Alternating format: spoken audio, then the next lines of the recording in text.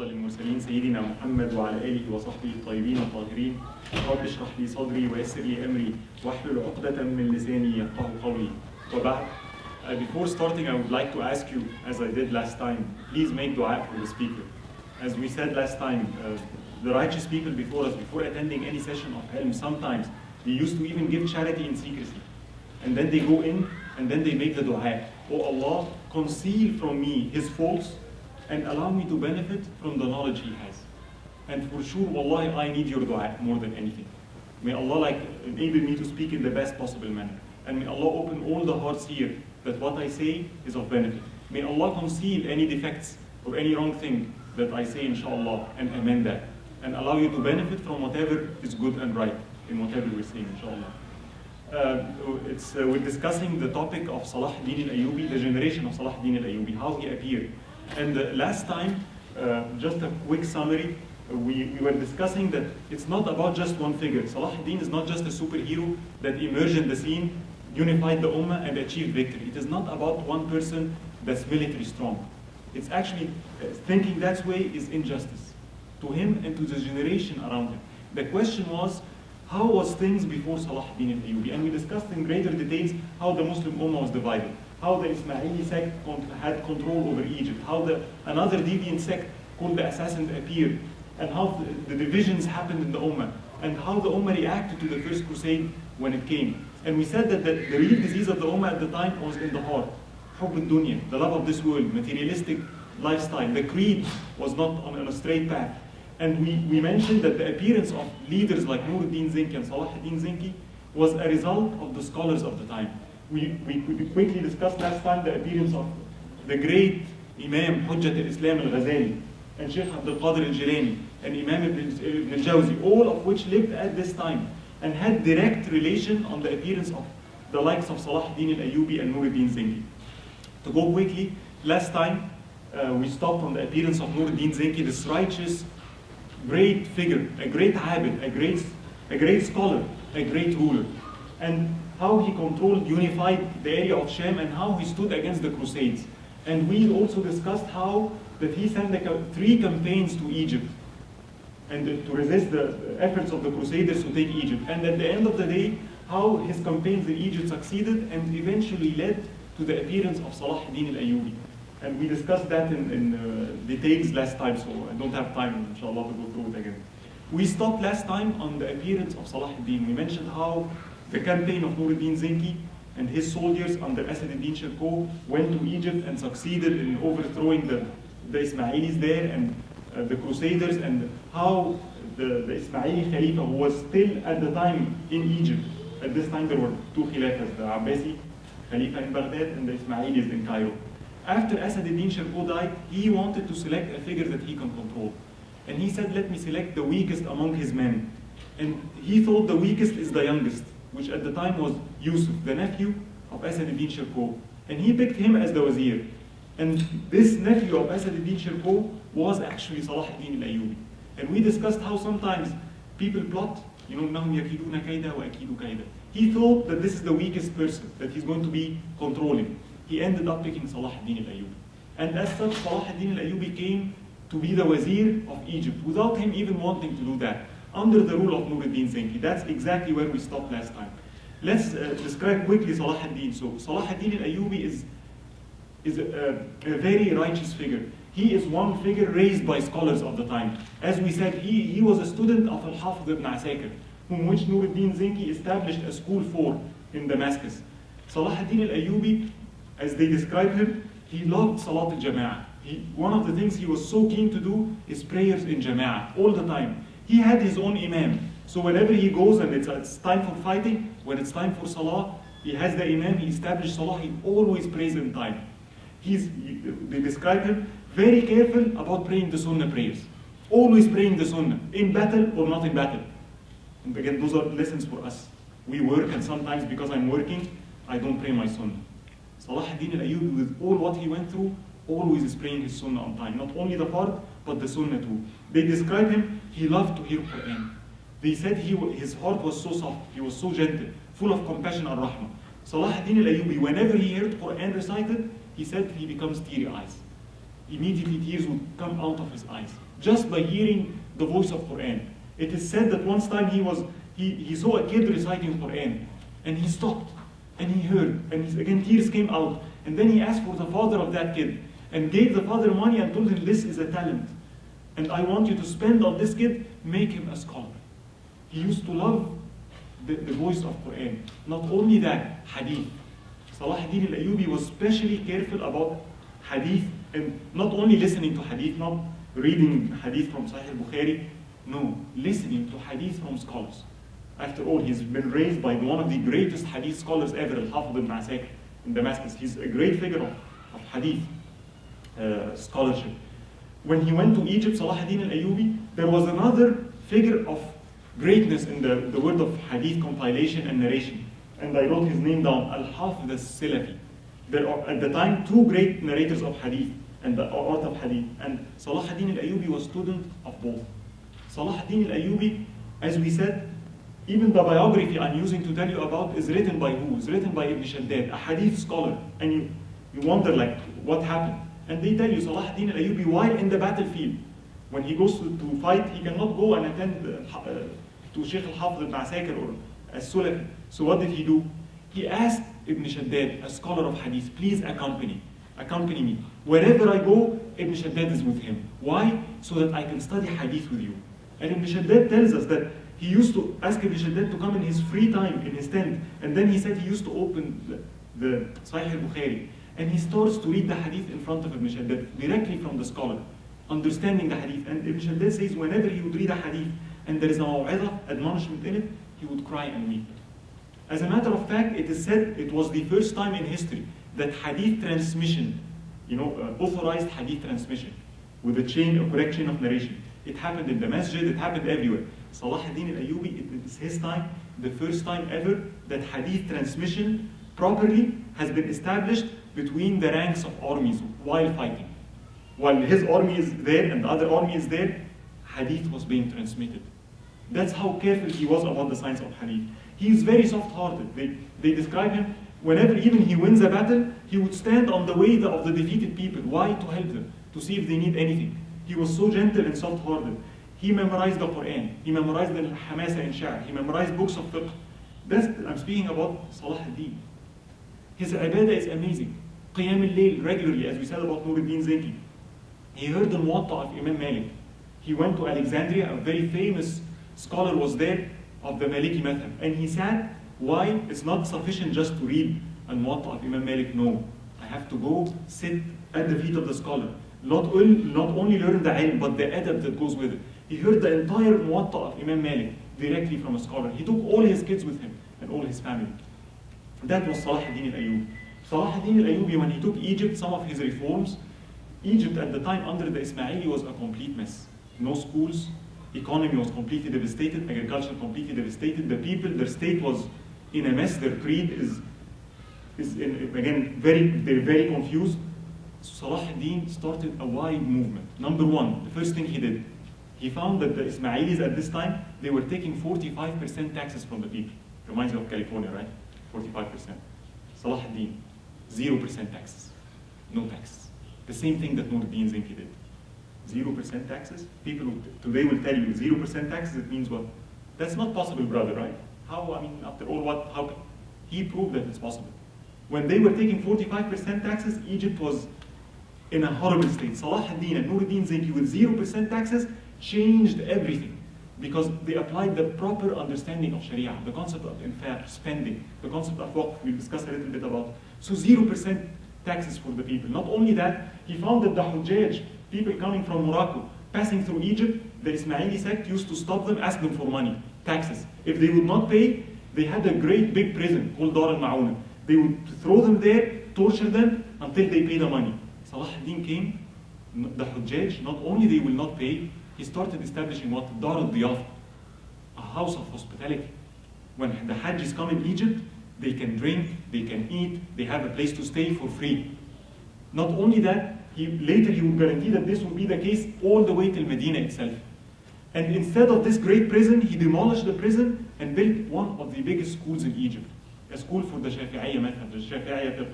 They describe it as a school that nobody saw anything like it before. They say, the historians, it is like a small city by itself. It has a land beside it that Salahuddin made as a waqf. What does a waqf mean? This land, all the income of this land is to pay for the expenses of the schools and the students. He gave money to the scholars, he gave money to the students. Not only that, Salahuddin had jobs, if you will. You can have a job with Salahuddin al-Ayyubi to do what? To bring kids that are blind. If any kid is blind, you can't see, you need someone to bring you all the way to school and back to your home, right? That was a job Salahuddin paid for. So even the people that are blind, somebody would make sure that they can attend and learn the Quran, learn the Hadith, learn fiqh. Not only him. Don't think again it's a single man. Look at the people around her. His sister. Sitt Sham, they call her, the lady of Sham. What did she do? She built 2 schools. 2 schools. Not only that, and look at the way they spend. She built one of the biggest centers of doing medicine. At the time, this is the time of war, and they found Egypt with a lot of epidemics. She studied pharmacology herself, and she built one of the greatest centers for medicine in the entire region. But not only that, and there is a lesson here. Not only does this center do medicine, she used in her own house to make medicine herself. Why? You have money, why do you give money to someone to do the medicine? Or like, no. And this is the concept. It doesn't suffice that I spend charity as money. I have to do some work with myself. And that's what Sitt Sham, the sister of Salahuddin, used to spend her time on, doing medicine with her own hands and then distributing it for free, for everyone. His other sister, another school for the Hanbali fiqh, Taqiyuddin, his nephew, when he went to Egypt, he bought a land in Al-Fayoum and he built a school by himself.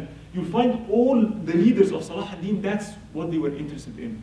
They changed Egypt. They concentrated on scholarship, ilm, safety, stability. People loved Salahuddin, his justice, and everything. Nevertheless, this is the reform he did in Egypt. But what was happening at the time? When Salahuddin was in Egypt, as we said, many forces started to work against him. The number one force was the Ismaili. The Ismaili sect, they were not happy with the presence of Salahuddin there taking control. So they started plotting against him. And the first plot happened in the very first year he took power in Egypt. A coup, if you will, an attempt to overthrow Salahuddin at the palace. And a battle happened between Salahuddin's forces and some forces that are loyal to the Ismaili Khilafah. And at the same time, the Crusaders, who were not happy that Egypt would fall to Salahuddin and be ruled under Nur-ad-Din Zenki, they were not happy with that. They sent their fleet. They sent their fleet all the way to a city, this place, city called Dumyat of Egypt. And the fleet arrived, and they say hundreds of ships, and they arrived at the city of Dumyat. Salahuddin is busy fighting the coup, and at the same time, the Crusaders are coming down in Dumyat. Salahuddin sent his nephew, Taqiyuddin, to take care of the affairs of the city of Dumyat. At the same time, he sends a letter to Nur-ad-Din Zenki. Nur-ad-Din Zenki, what does he do? What's the first reaction of Nur-ad-Din Zenki? He starts fasting. And we discussed this last time. Whenever we see something happening to this ummah, you saw Gaza 2008, how many people fasted all over the 2 weeks? And again, look at this. This is their natural reaction. When something like that happened, Nur-ad-Din Zenki starts fasting. 2 weeks, he's fasted. And people were worried because the way he broke his fast, he's fasting, making dua, sending help, attacking the force of the Crusaders in Sham to create a diversion for them. But not only that, when he breaks his fast, he's breaking his fast on water, nothing else. So people were afraid for his health. And they got worried, and the affair is not going well. And Dumyat is under siege, and it has been a week and 2. And it's narrated that one day, Nur-ad-Din Zenki, after Fajr Salah, he sits up and his sheikh comes to him. And Nur-ad-Din Zenki smiles to the sheikh. Why? And the sheikh sat in front of him. The sheikh saw a dream, a ru'ya. And was, how will I tell Nur-ad-Din? So Nur-ad-Din looked at him and told him, I know what happened. Would you tell me, or should I tell you? And the scholar, the sheikh said, how do you know? He said, yes, you saw the Prophet yesterday. And the scholar said, yes, I did see the Prophet yesterday. He said, what did he tell you? And he said, the Prophet came and told me in my dream, tell Nur-ad-Din Zenki not to worry anymore. The situation in Dumyat is over. The Crusaders are defeated. So I told him he will not believe me. If I tell him that, he will not believe me. He told him, tell him by the sign of the day of the Battle of Harim. So when Nur-ad-Din heard that, he started crying. And he told him, what did he tell you about the Battle of Harim? What was the sign? Remember we discussed this battle last time, when Nur-ad-Din Zenki faced the Crusaders. And he said, yes, he told me what you did. When you were in dua of qiyam, in the last third of the night, and in front of Allah subhanahu wa ta'ala, you said, Ya Allah, bring victory to Islam. don't bring victory to Mahmud. Who is it, Mahmud, that deserves you to bring victory to? He was telling Allah, don't deprive the Muslims of victory because of the likes of me. And when Nuruddin heard that, he started crying. And indeed, that day, the situation was reversed. Salahuddin succeeded in putting down the coup and the revolt in Cairo. He sent, they say, he sent a fire-throwing machine, huge fire-throwing machines to Dumyat. And the wind blew in such a way inward that they started throwing fires on the ships of the Crusaders. And the fire indeed went on the ships, and all the ships started burning. So when the Crusaders saw that, they were confused. They made an attack against them, defeated them on land. As they were escaping, a storm came, and the ships collided together and sank. The crusade ended in 2 days. 14 days of fighting ended in 2 days. And that was the very first year Salahuddin ruled Egypt. After that, it was clear what to do next. The Ismaili Khilafah cannot stay. And Nuruddin Zinki and Salahuddin announces on Jum'ah prayers, the year 567. The khutbah in Egypt was given to the Ismaili Khilafah. That day, it was changed. All of a sudden, the Khatib came up, and he makes dua to the Abbasi Khilafah. For the first time in 300 years. For 300 years, the Ummah has been divided. For the first time, 200 or 300 years, that now the entire Ummah, most of it is unified under the Abbasi Khilafah. When this happened, Salahuddin didn't wait. Not only did he announce that, he started going to Al-Azhar. The Ismailis are the one that built Al-Azhar to spread their creed. He changed it. He now turned the Azhar back to the Sunnah. Madhab al-Imam Malik, Madhab al-Imam al-Shafi'i. He turned that institution. He removed all the Qudah, all the judges of the Ismaili. He removed all their men out of the castle. The Ismailis were not happy with this. So they started a plot again against Salahuddin. And the plot this time was very serious. They contacted the Crusaders in Jerusalem, the kingdom of Jerusalem. They contacted the Crusaders of the islands of Sicily. And they made a plot of 4 different parts actually. Part number 1, the Crusaders will attack from the north. They attack the city of Alexandria. While they amass 50,000 soldiers, they will attack from the south. And at the same time, they contacted the assassins. Remember the assassins? This deviant sect that used to kill people. They were not happy with Salahuddin. He abolished the Ismaili Khilafah. So they contacted the assassins. And they said, we'll choose a time that he's fighting the Crusaders in Sham when he's away, and the assassins would kill him. And they plotted an internal revolt in Cairo with some people that are loyal to them. 4 different things that Salahuddin had to encounter. One interesting thing, the revolt they plotted in Cairo, Salahuddin knew about. How? When you read the books and they tell you, a person called Al-Wa'id ibn Najah, I wrote his name down here, is a scholar of the Hanbali fiqh, a student of Sheikh Abdul Qadir al-Jilani. And Sheikh Abdul Qadir al-Jilani sent this student long before Salahuddin would come to Egypt. And he was in Cairo. The Ismailis there trusted him. They thought he's with them. So they included him in their plot. You know, like, come with us. And he said, yes, what are you doing? And he heard all their plot. And then he went to Salahuddin al-Ayyubi, revealed the plot and all the names of what was going on. So Salahuddin succeeded in capturing all those people that were plotting against him.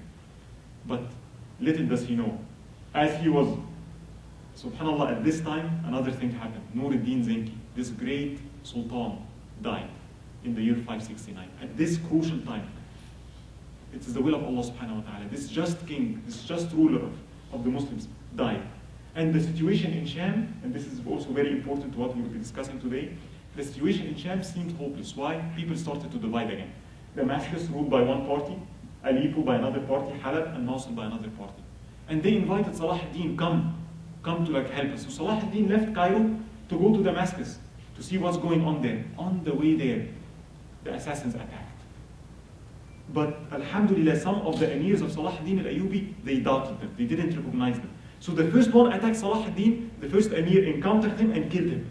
And then a second person tried to attack Salahuddin, they encountered him and killed him. The third person attacked, they encountered him and killed him, circled Salahuddin and took him away. The first plot of the assassins failed. But it didn't end there. At this point, Salahuddin receives a news. Alexandria, the city of Alexandria, 200 ships came. 50,000 crusaders, 1,500 knights, 40 ships just to supply them. And they're now surrounding the city of Alexandria. So Salahuddin left and started heading to Alexandria, ordered everyone of his soldiers in Egypt, head to Alexandria. Right? And as he's heading back, the people of Alexandria at this point, they started, let's go out and fight them. We will not let the Crusaders come down. And the opinion of the people was no. Leave them to land. Maintain the fort. Maintain the walls of Alexandria. Stay inside.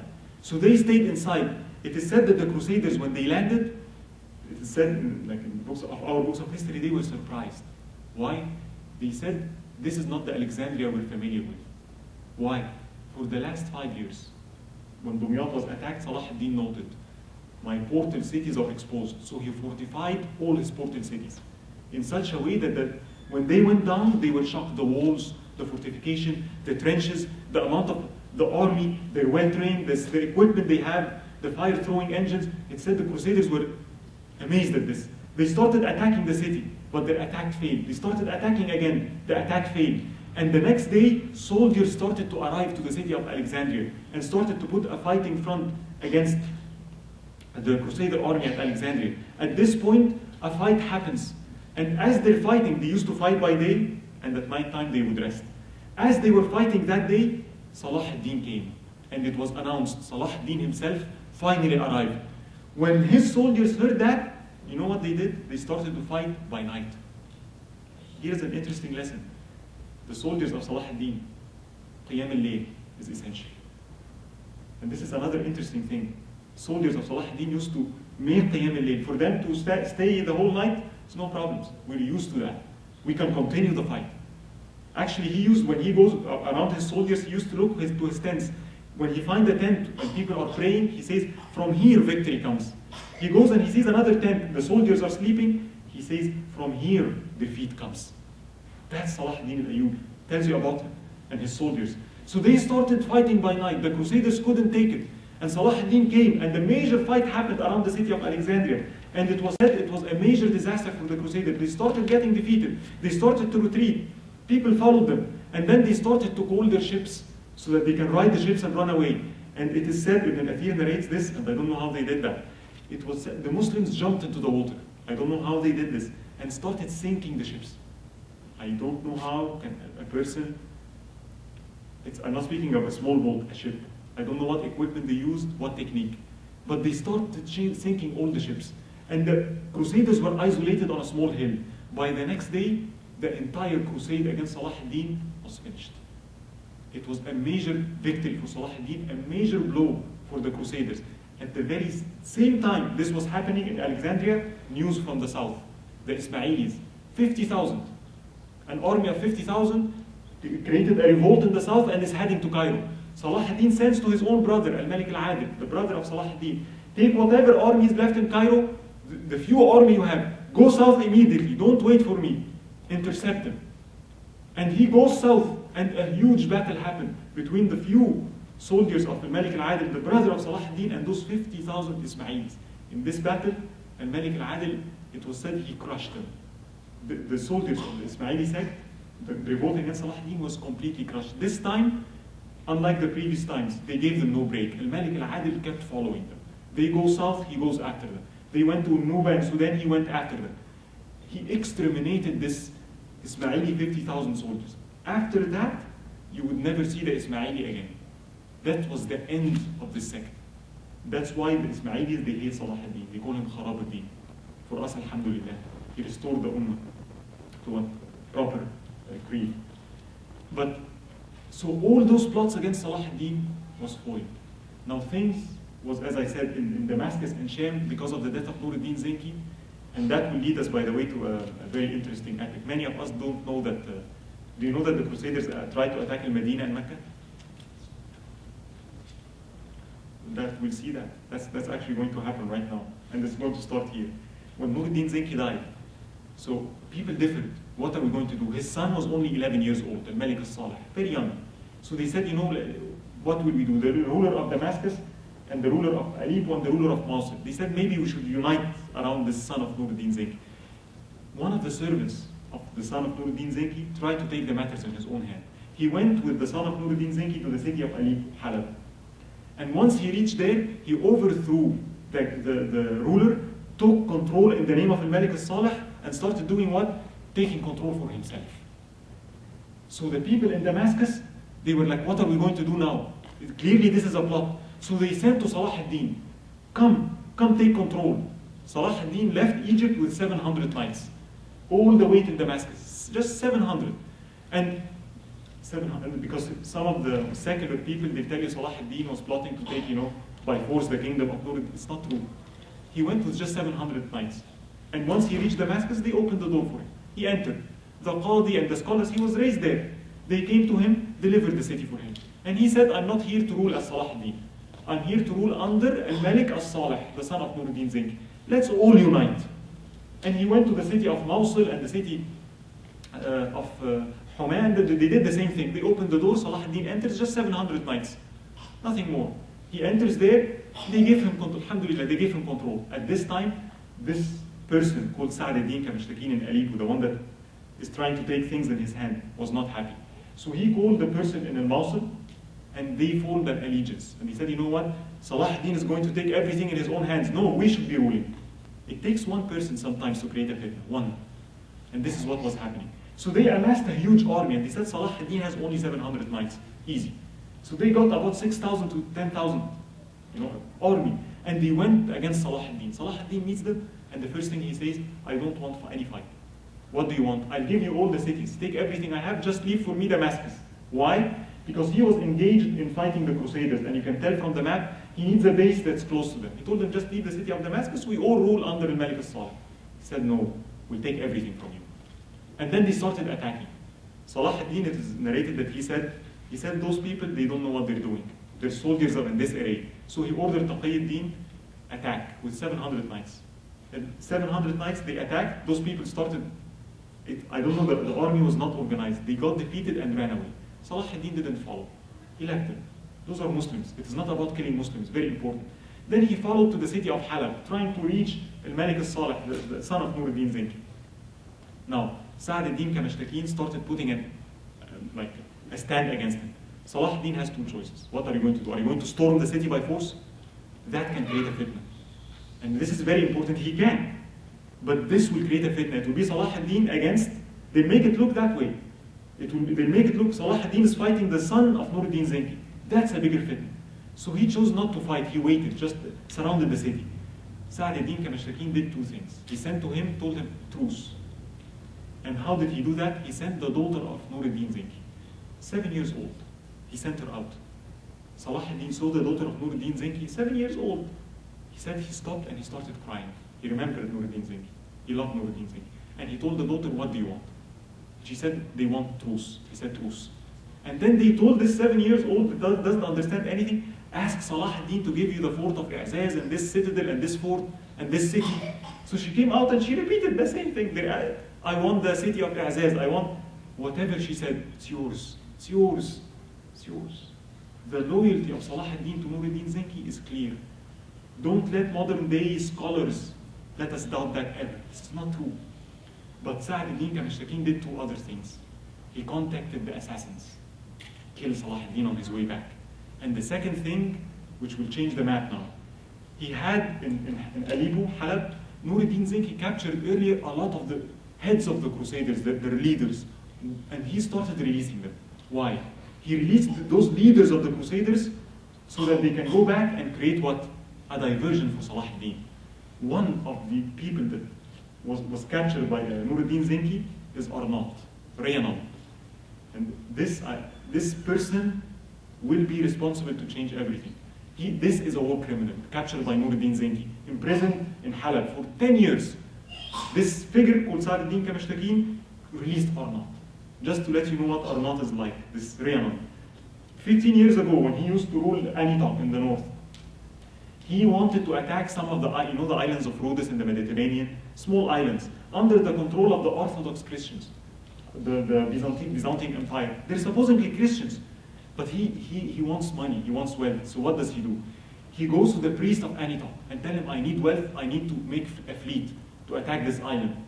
And the priest told him, I can't give you the money of the church, this is not allowed. What does he do to his own priest?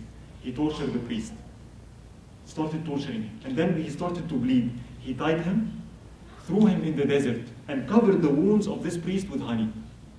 You know what happened? Desert, honey, wounds, bugs. Scorpions, you name it. Scorpions, flies, his body became infested with thousands. I mean, sisters might, this is torture. And the priest couldn't handle, so he gave him everything. Arnaud took the money, made his fleet, and went and attacked, surprised the island of Rhodes. They said he went down, he killed everyone. He killed the men, women were raped, he killed children, he destroyed all the crops of the island, anything he could not take, he destroyed. The monks and the priests, the Orthodox Christians, he cut their noses and sent them to the emperor in Constantinople, with their noses cut and their ears cut. This is the figure I'm speaking about. When he was released, he went all the way to the south, you can see it there, in a citadel called Al-Kark. And he ruled there. Now, Arnaud or Reynald had an idea. He said, this Salahuddin al-Ayyubi keeps attacking us, I have to put an end to this. And he thought of an idea. Well, if you look to the map, Al-Kark is very south, right? What should I do? If you go south of Al-Kark, what's there? In Medina. And he had, okay, I have a plan. Astaghfirullah, this is what he said. People don't know that. I'm going to go to Medina, attack it. Dig the grave of their prophet. Carry his body and carry it back to Al-Kark. So when they come to me to visit him, he planned to attack in Medina and Mecca to put an end to this. Like, we'll destroy Muslims in Mecca and Medina, they're right there. This is what he was planning. And how he did it? He did not want to go by land. So he had a plan. He went inside Al-Kark and started building ships, big ships. And then he, if you will, took them apart, carried them on camels all the way to the Red Sea. There's a small port on the Red Sea called Ayla, under Salahuddin's control. He attacked, took this small port, threw the ships in the Red Sea, and you can see the Red Sea there. This is the Red Sea. Right, Medina is here. So he goes to the Red Sea, throws the ships there, and now you have all of a sudden a fleet, a crusader fleet in the Red Sea. And with the Red Sea, it is very fast to go south, land, and you're about 200 miles off, or 100 miles off Medina, at the port of Yanbu. And that was his plan. On the way, he met so many ships. They said that the Muslims in the Red Sea, they weren't used to crusaders in the Red Sea. Crusaders are in the Mediterranean. And every ship he would find, you know, like a pirate, you know, the pirates of the Caribbean, you have the pirate of the Red Sea. Many pirating acts, ships left and right, he sinks them and overtakes them, sinks them and overtakes them. At this point, the news reaches Salahuddin, who was busy fighting in a Sham area. He sends immediately to one of his leaders, and I wrote his name down, Hassan Elwan, one of the leaders of Salahuddin. Salahuddin, since he took Egypt, he made sure to have a very strong fleet. And he assigned one of his men, one of the best men, Hassan Elwan, as the leader of this fleet. Hassan Elwan, we discussed that last time, he used to give charity every day. His charity was 12,000 loaves of bread every day. Tells you something about this character. He sent to him immediately, don't wait for him, don't wait for me, go to the Red Sea, stop Arnaud. And Hussein al-Din Zinki takes a group of knights, and the ships of Salahuddin had ability to carry horses. He had those kind of ships. Muslim invention again. Anyway, they go and they ride the ships, and a chase happens now between Arnaud and the ships of Salahuddin. Arnaud reaches the port of Yanbu first, lands, and his knights go down, shortly followed on pursuit day and night. They're not sleeping, by the men of Hussein al-Din Lolo. They land after them. They go down, they deploy the horses. They start running with this small army. They meet the army of Arnaud few kilometers or few miles off Medina. And the battle happens between the army of Arnaud and the small force, elite force, SEALs, you know the Navy SEALs? You will? Those are SEALs of Salahuddin al-Ayyubi. And by Allah's grace, the men of Hussein al-Din, they said they exterminated the campaign of Arnaud. Only Arnaud and few men succeeded in escaping and heading all the way back to Al-Kark. Salahuddin, hearing this, this is something he could not wait for. So he took his army and started directing himself to this citadel called Al-Kark of Arnaud to attack him. When he did that, the Crusaders united. And Salahuddin realized that. He could not attack Arnaud alone. By the way, another thing that tells you about the character of Salahuddin, he goes to Al-Kark, which is where Arnaud is, and he puts his siege engines around, you know, the catapults, and starts throwing stones. A message comes from Al-Kark. What's going on? Arnaud's stepdaughter is getting married today. So can you please spare us? What does Salahuddin do? He asks, which section of the city is she getting married in? And they describe it is that section. He tells all his soldiers, you can throw stones everywhere except in that section. I want you to see this. This is the person who was attacking the Prophet. I mean, this is his stepdaughter. They are not a role model for us. This is Ihsan. This is Salahuddin al-Ayyubi. This is his character. This is victory. But when he's doing this, he finds all the Crusaders united, the Kingdom of Jerusalem, Tarabulus, they united, and a huge army appears. He wasn't ready for that, so he takes a step back to face them. But then they go inside Al-Karak. They choose not to face Salahuddin.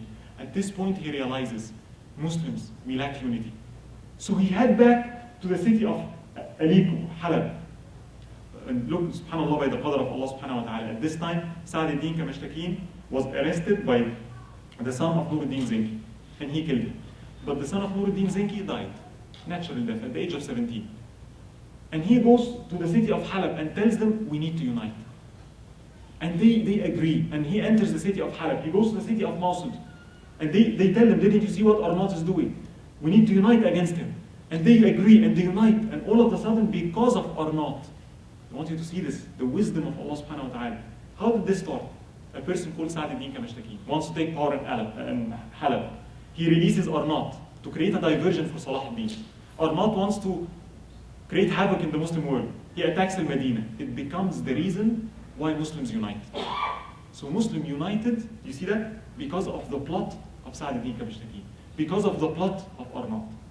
Again, إِنَّهُمْ يَكِيدُونَ كَيْدًا وَأَكِيدُ كَيْدًا. They plot and I plot. Allah subhanahu wa ta'ala is the best of the planners. No matter what they plan, Allah subhanahu wa ta'ala's plan is over everyone. In any case, so finally Salahuddin unifies the army. At this time, news come to him. Arnat went out of Al-Kark and attacked pilgrimage. People were going on pilgrimage to Mecca. Right? And he intercepted them, and he attacked them. And there was a treaty that they were not supposed to attack pilgrimage. And he captured them all and got them to Al-Kark and threw them in the prison. And they said, what about the treaty? We had a treaty. And he started mocking them, and started mocking Islam, and started mocking the Prophet. And he told them, قُولُوا لِمُحَمَّدِكُمْ يُخَلِّصُكُمْ.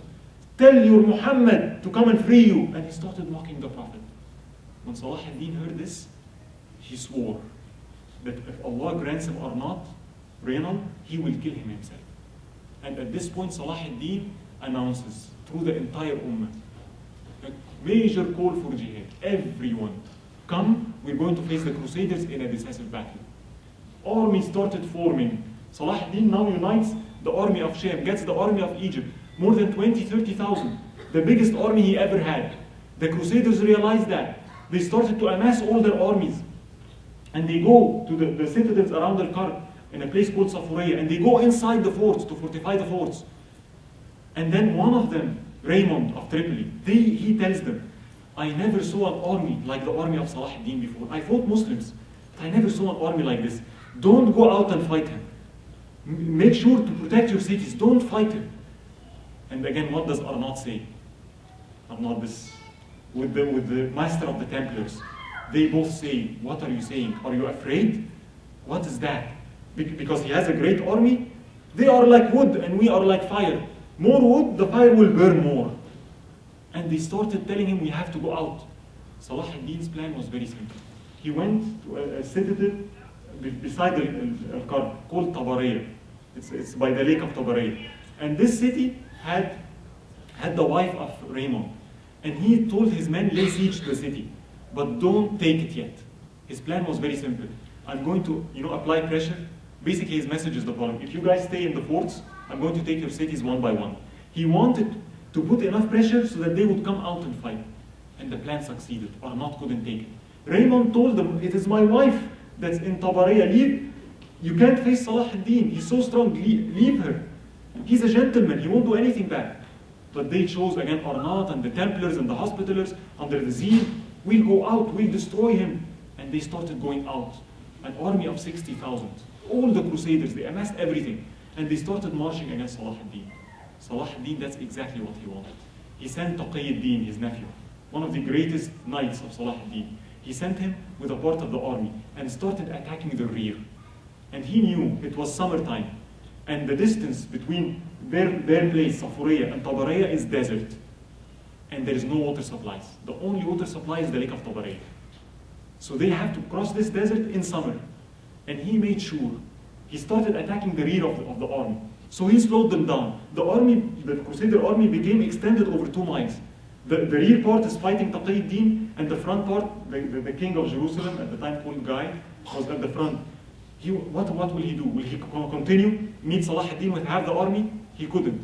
So they decided we have to lay camp. So they pitched their camp, and they stay this night in the desert. Salahuddin, again, his orders, don't let them rest. Attacks by night. Continuous harassment. His soldiers all over the place, attacking them by night time. Do not let them rest. The morning time, Taqiyuddin attacks again. They reach finally, after 2-3 days in the desert, the water supply is extinguished. They reach the lake of Tabariyah. They find Salahuddin standing between them and the water. And now you want water? You have to cross my arm. And Salahuddin's plan was very simple. Just maintain your positions. The night of this battle, this is the battle of Hattin, the most famous battle of Salahuddin. The night of this battle, Salahuddin spends the night in what? Qiyam. Salahuddin and his entire army, this is soldiers. If you tell them you're going to fight tomorrow, regular soldiers, let's go party, it's my last night. It's not this army. This army spends the entire night in Qiyam, in Dua. And he tells them, fight, do not fight for me. People loved Salahuddin. Do not fight for me, fight for Allah. And again, he did what I said. He used to go on the tents, look, everyone is making qiyam. If he sees people sleeping, that's defeat. And in the morning, the Crusaders are so thirsty, they make a massive attack. And again, Salahuddin's orders, repulse the attack. Maintain your position. Taqiyuddin maintains his position. And Salahuddin maintains his position. A fierce battle happens. And the Crusaders at the time, they had what they called the true cross.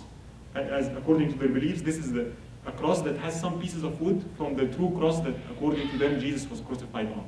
And they believed anyone who has that will have victory. So they got out this cross and started attacking. And the Muslims repulsed the attack. Raymond, desperate for water, he gathers 300 of the best knights. And you know, we spoke about this, the Crusader knight, a fortress of iron. And he arranged them, you know, in a cohesive manner, and they charge. And I want you to imagine 300 knights, the horse in an armor, you know what it looks like, charging together. He wants to break the army at Taqiyuddin's place. You know what Taqiyuddin did? He used the advantage that the Muslims had, their light. He orders his men immediately, create a space, let them pass. So he charges, and all of a sudden the Muslims wait. When he comes in, a passage happens, and he finds himself, he penetrated the army, reached Lake Tabariyah. And then Taqiyuddin orders, now close the gap. And Raymond looks back, he finds the water is in front of him, and in his back, the entire army of Taqiyuddin is isolated. Taqiyuddin left him one passage, one escape. And Raymond takes the 300 knights, he realized this is it. And they choose to escape. He escapes all the way to Tarabulus, Tripoli. By the way, those were the only survivors of the battle. Nobody else escaped this battle. Next day, they start fighting. And the Muslims succeed in taking the true cross. And once the Christians saw the true cross fell to the hands of the Muslim, the foot soldiers lost hope. We have been so thirsty.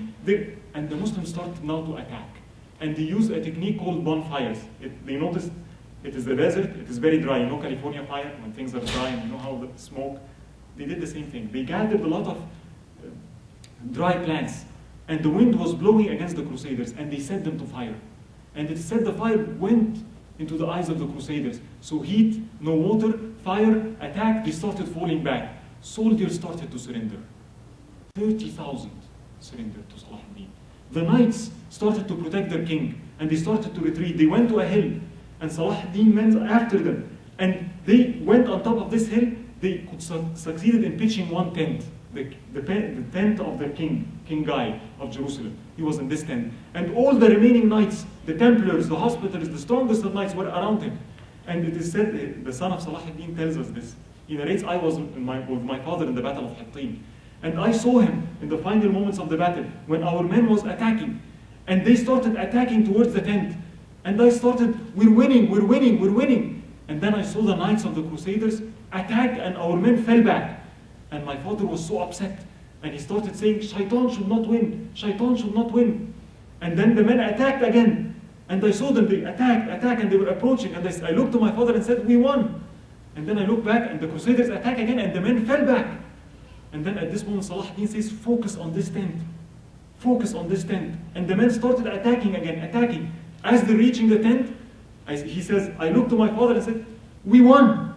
My father looked to me, shut up, basically. Like, don't speak anymore. And then he said, we will not win until this tent falls down. And his son says, once he said that, the moment he did this with his finger, the tent fell down. He said, I was amazed. And then I looked for my father, Salahuddin, I couldn't find him. Where did he go?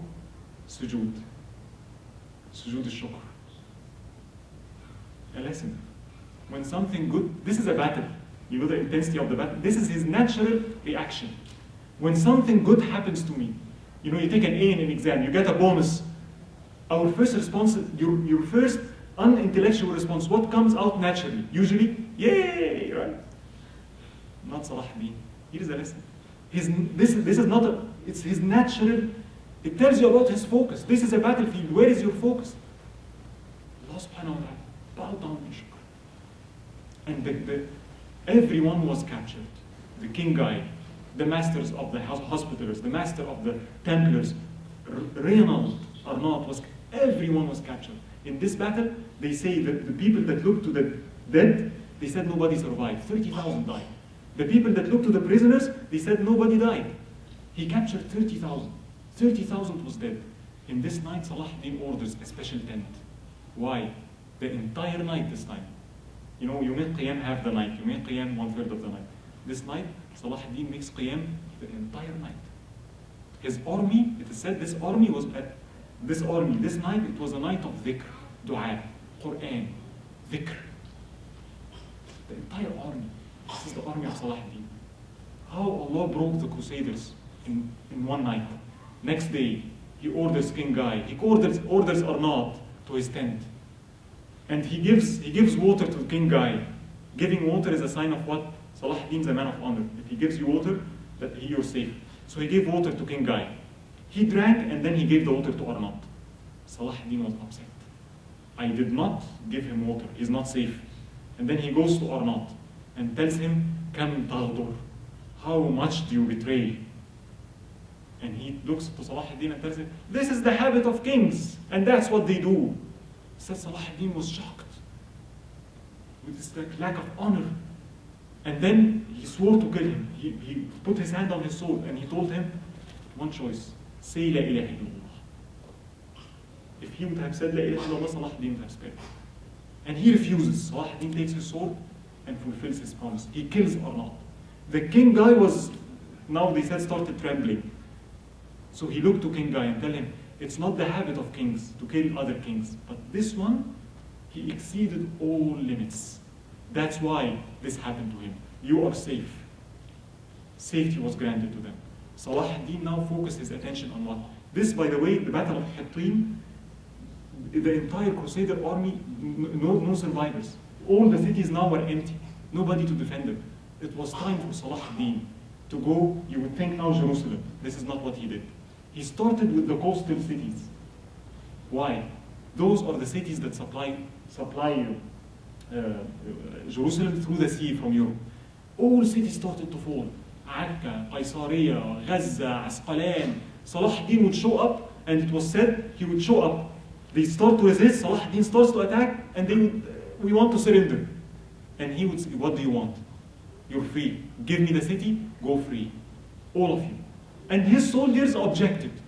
This is not fair, you know, like you're letting the soldiers out, like, but Salahuddin, his generosity, he broke them, that's it. He's not interested in further bloodshed. He used to say, it is better to make an error in forgiveness than to be right in punishment. And the city of Akka surrenders, all the cities surrender, and he lets everyone out. And winter was coming. The last city on the coast is the city of Tyre, Sur. He started to surround it. He puts a resistance. And people tell him, winter is coming. Take care of Jerusalem first. Leave it. And he chooses to leave the city of Tur. And we'll see that will be a problem. No why. And he heads to the city of Jerusalem. When he heads to the city of Jerusalem, he receives a message from a knight, the knight of the Hospitallers, the master of the Hospitallers at this time, Balian, very well-known figure. Salahuddin goes, surrounds Jerusalem, and he tells him, my wife is inside, and I need to go to get my wife. Do I have your permission? Salahuddin grants him permission. You're allowed to go and get your wife. You're allowed to stay one night under one condition. You do not fight against me. You go inside, get your wife, and come out. I give you my permission. Balian goes inside, Balian. And once he goes inside, everyone was like, Balian, the master of the Hospitallers, Salahuddin is surrounding us. It said there were 60,000 inside. You have to lead this defense against Salahuddin. And he said, I can't. I gave my word. And they tell him, what is a word to an infidel? And he says, I can't. So he was touched by Salahuddin. And he sends to Salahuddin, I told you I won't fight, but everyone is telling me it's my duty. Salahuddin sends back, if it is your duty, then be it. You're free from your promise. You can fight me. And he said, what about my wife? She's in Jerusalem. What does Salahuddin do? Your wife, she can come out.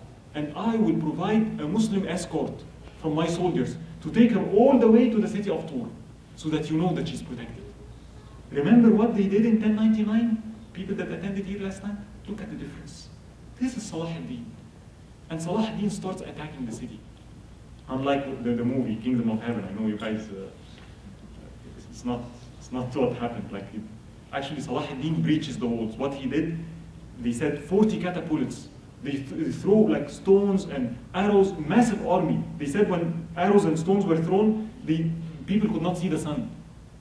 And then he sent a brigade, an engineering brigade, the famous technique. They started digging under the wall. And they dig under the wall till they reach the foundation. And then they put the wooden pillars under the walls of Jerusalem. And then they set it to fire. Once this happened, the walls fell. And the city was exposed. Next day, Balian realized, unlike what the movie does, the situation is hopeless. Salahuddin is going to take the city by the sword. So he goes out to Salahuddin and tells him, let's have a truce. And he threatens Salahuddin, if you don't agree, we are going to destroy everything in the city. We have 3,000 Muslim prisoners. We're going to kill all of them. We're going to kill our women, our children. We're going to destroy everything in Aqsa Mosque, everything inside. Then we're going to come out and fight you. And none of us will die except some of you will die. You have to accept truce. Salahuddin looks to his fuqaha and rulers around him, and all of them agree the importance of this city. Leave them, give them truce, leave them.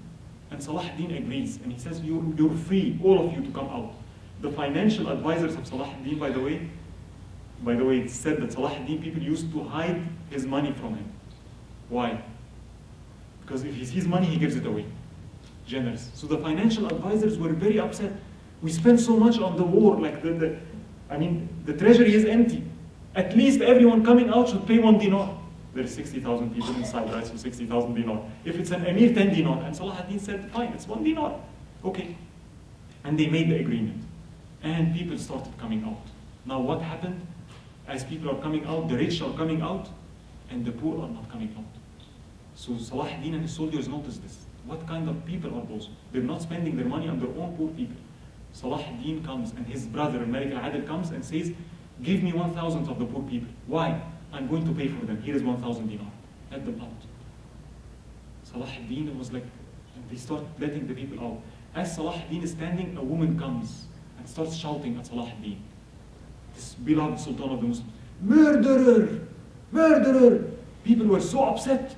And this is our Sultan. Any other Sultan, they would probably kill this woman. They said, leave her, leave her. What do you want? And she said, you killed my father in the Battle of Hittin. You arrested my brother, he's a prisoner of war. And you asked me to pay 1 dinar. You know what Salahuddin said? Bring the prisoners. Where is your brother? As for your brother, he's free, take him. As for your dinar, I'm paying it. You're free to go. As for your father, he died in an unjust war that he started. The woman started doing what? She stopped. She started crying, telling him, sir, I apologize. I apologize for everything. And I curse the people that told us about you what they said. You're nothing like that. At this point, Salahuddin enters and he sees what? Women are crying. And he asks, why are they crying? Remember how the Crusaders entered the city? When he entered, Why are those women crying? And they say, those are the widows of the soldiers that fought you in the battle of Hittin. Salahuddin starts weeping, and then he says, all the women that their husbands died fighting me, they are exempt. As a matter of fact, he paid them from his own pocket, gave them gifts. They're allowed to live free. And they'll be escorted wherever they want.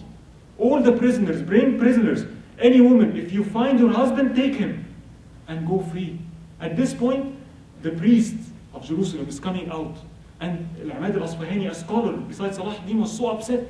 The priest is coming with tons of gold around him. And he said, he's upset, he's not paying for the poor people. And he said, we allowed them to go out with their personal belonging. This is the property of the church. It's not his personal belonging. Confiscate it, take it away. And Salahuddin said, no, we gave them a promise. Let it be known that Muslims never break their promise. Salahuddin, the victory of Salahuddin, let him pass. And he passes. And then Salahuddin enters the city, Jerusalem. He enters on the night of 27th of Rajab, the same night where Muslims celebrate Al-Isra wal-Mi'raj, the same night that the Prophet, and it's not authentic, I know that, but if you take that, it is the same night that the Prophet went on his journey of Isra, and Salahuddin enters. And I want you to imagine his state of heart now, entering the city of Jerusalem. And he starts doing what? Praying and crying. Praying and crying. And they head for Masjid al-Aqsa. They head to the Masjid al-Aqsa and they said they found a shaq. It has been converted to a stable. A part of it, like a stable for horses, a part of it is a storage. They found a cross on the Masjid al-Aqsa. Some people were so offended. Masjid Umar ibn al-Khattab was destroyed. And they come to Salahuddin, destroy their church. Knisat al-Qiyamah, destroy it. Look at the focus of Salahuddin. One word. أقرها عمر وأهدمها أنا. Umar ibn al-Khattab left it alone. And you want me to destroy it? No. That is the victory of Salahuddin. That's the magnanimity of Salahuddin. That is Hilm. That is Islam. Muslims raise up. They bring the cross down. Taqiyuddin, the nephew of Salahuddin, enters the masjid, it's narrated, with perfumed water, starts cleaning the walls himself. The Ubbad and Zuhad, everyone rushes inside. Salahuddin was in a state of tears. I looked what was, and his state was the following, described by one person, Surah An-Naml. ربي أوزعني أن أشكر نعمتك التي أنعمت علي وعلى والدي وأن أعمل صالحا ترضاه. Continuously pleading, Ya Allah, grant me the ability to thank this blessing that you bestowed on me. He saw this as a blessing from Allah. Any leader, when he conquests, what do you see? My, right? Salahuddin was not in that state. His focus was the mercy of Allah made me, you understand? This is a favor the likes of Umar ibn al-Khattab achieved. Allah chose Salahuddin. He saw that as a huge favor. I can't thank enough for it. All his dua was, Ya Allah, please enable me. How can I thank it? It is even written, if you go to the Masjid al-Aqsa, you find written in it in Arabic, أمر بتجديد هذا المحراب المقدس, order the renewal of this holy place, الذي هو على التقوى, the one on taqwa, صلاح الدنيا والدين, that's what they wrote.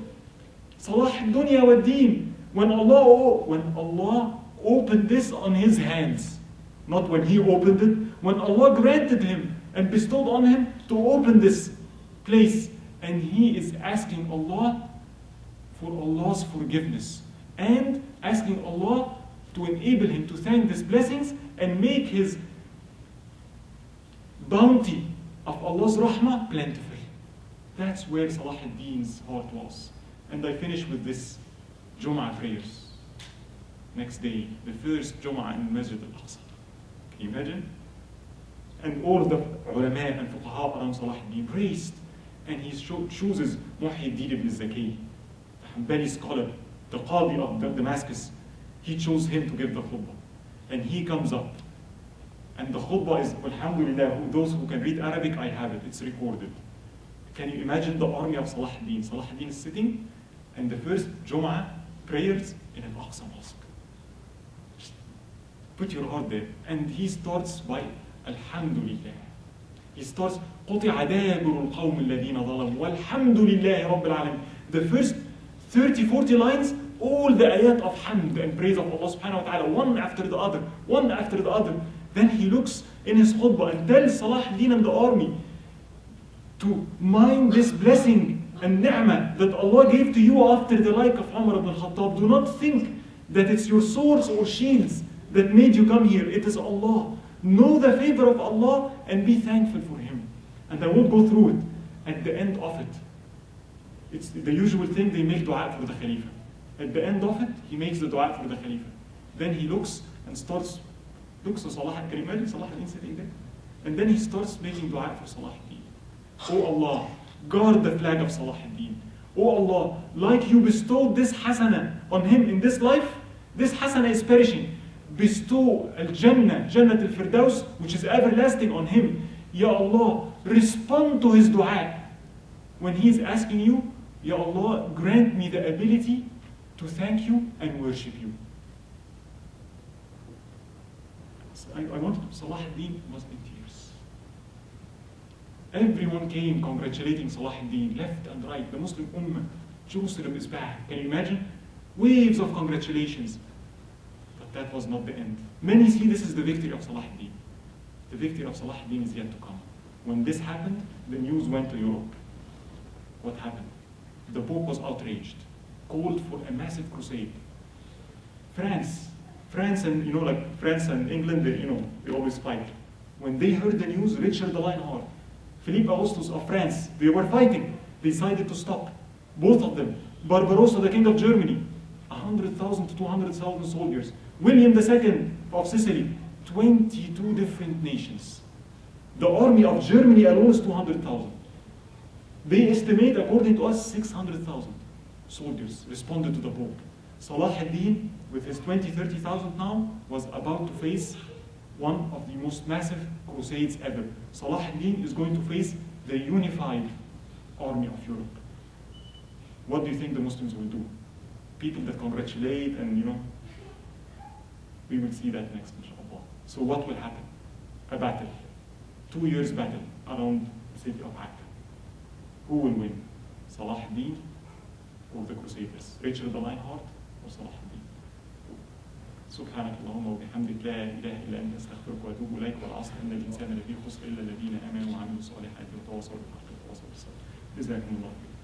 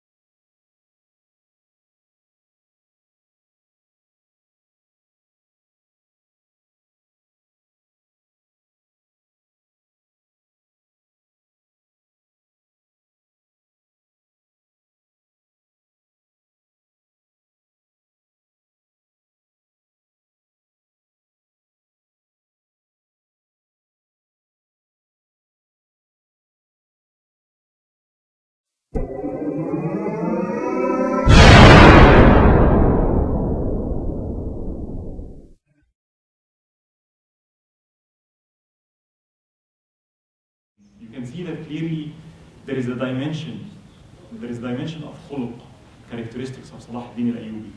Not only is he a powerful warrior, but his characters, his hilm, his forbearance, his patience, his ihsan, his manners is something that's praiseworthy.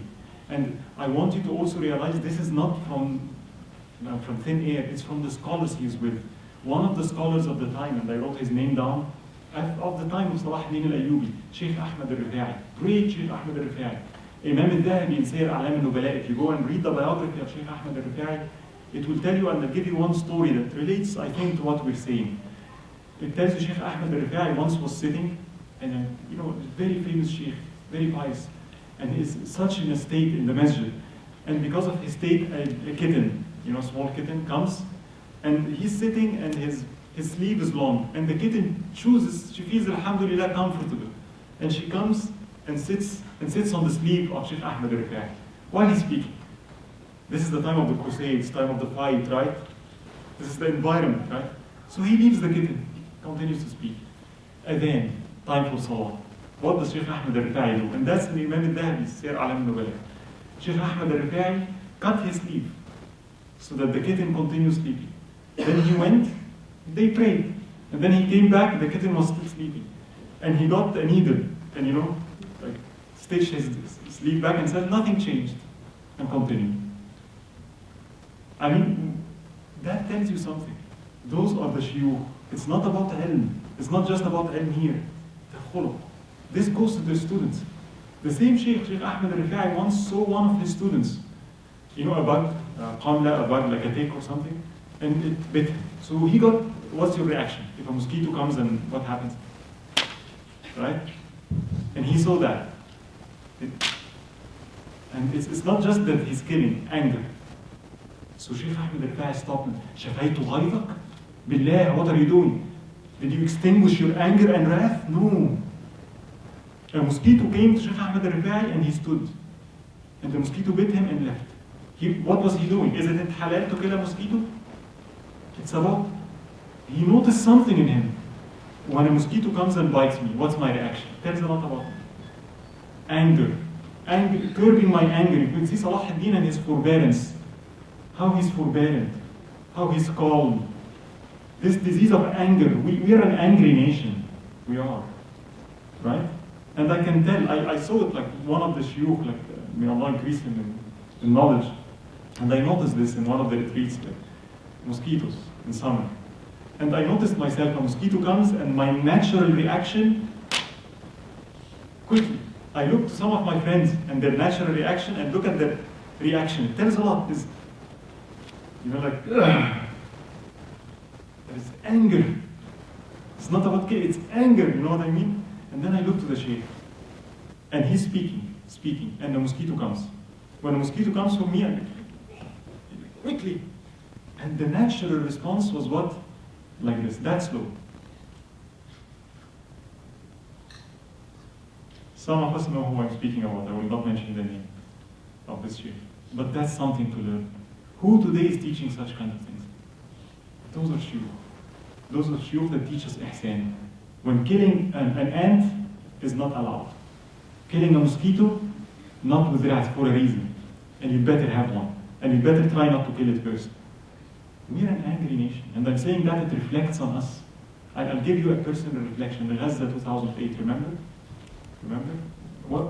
You see Salahuddin, you know what the Crusaders did? You remember in 1099 when they entered, and you know what Arnott did? And what the wife of Arnott, when Salahuddin took Jerusalem, the wife of Arnott came. And what do you want? And she told him Arnott's kid, Arnott's son is one of the prisoners. What does Salahuddin do? Take him, he's free. The wife of King Guy, the king that fought him, comes. My husband. You want your husband? Under one condition. Promise not to fight me. And he releases him. We are not like this. We are angry. When Gaza 2008, if you remember, when the situation happened, and it's an unjust war, and you see, what do we see? We see Israelis killing Palestinians. That's not what those people saw. Where is Allah? What are you focused on? Salahuddin is focused on Allah subhanahu wa ta'ala. That's what those scholars taught. Your focus is on Allah subhanahu wa ta'ala. This is happening with His permission. What's the message? Don't be veiled by the creation. The teaching of Sheikh Abdul Qadir al-Jilani, the creation is a veil between you and yourself. And your own self is a veil between you and Allah. That's our problem. We're veiled by the creation. I see that he brings me harm. She brings me good. He's praising me. He's blaming me. I see people. I see them as in control, as able to do stuff. The teaching of Sheikh Abdul Qadir al-Jilani is no, that's not Tawheed. Everything is in the hands of Allah. Everyone sitting here, every one of you, your heart is not under your control. As the hadith says, right? We know that. All the hearts are between the fingers of Allah subhanahu wa ta'ala, and He can turn them no matter, in whatever direction. I'm not in control. I know if you guys praise me, I shouldn't see that you are praising me. Allah subhanahu wa ta'ala did that. If you blame me, I see that Allah subhanahu wa ta'ala did that. Why? When you see a nation attacking another nation, the first question is, who allowed this to happen? Why? Why? Not that just the nation. And then we're angry. And then we want to do what? Revenge. And I ask you, and I ask myself, why are you angry? They're killing women. They're killing children. The Israelis, right? And that's of course bad. If I ask you, and what are we doing? What are the rockets of Hamas doing? It's killing children too, isn't it? Oh, no, but we're defending. You're like them. The only difference is one thing. What if Allah grants us an F-16? What will happen? Can you imagine if Muslims now, Allah grants us a nuclear weapon? What are you going to use it for? Wipe them out, right? You're like them. The only difference is Allah didn't give us the means to do it, and it's out of His mercy. Am I like this? I'm not saying all of you, by the way, I'm directing it to myself. Am I an angry person? Oh, anger for Allah. Anger for Allah is confirmed by Sharia. You don't kill women and children. But they kill women and children. We don't. That's jihad. What did we make? Look at Salahuddin al-Ayyubi. Look at us. Salahuddin al-Ayyubi, women and children are not to be touched. Some of us, we fail to touch the soldiers, and all what we do is kill women and children and call that jihad. What have we done? What have we done? How can you stand beside Salahuddin al-Ayyubi on the day of judgment? Or Mu'min Zinki?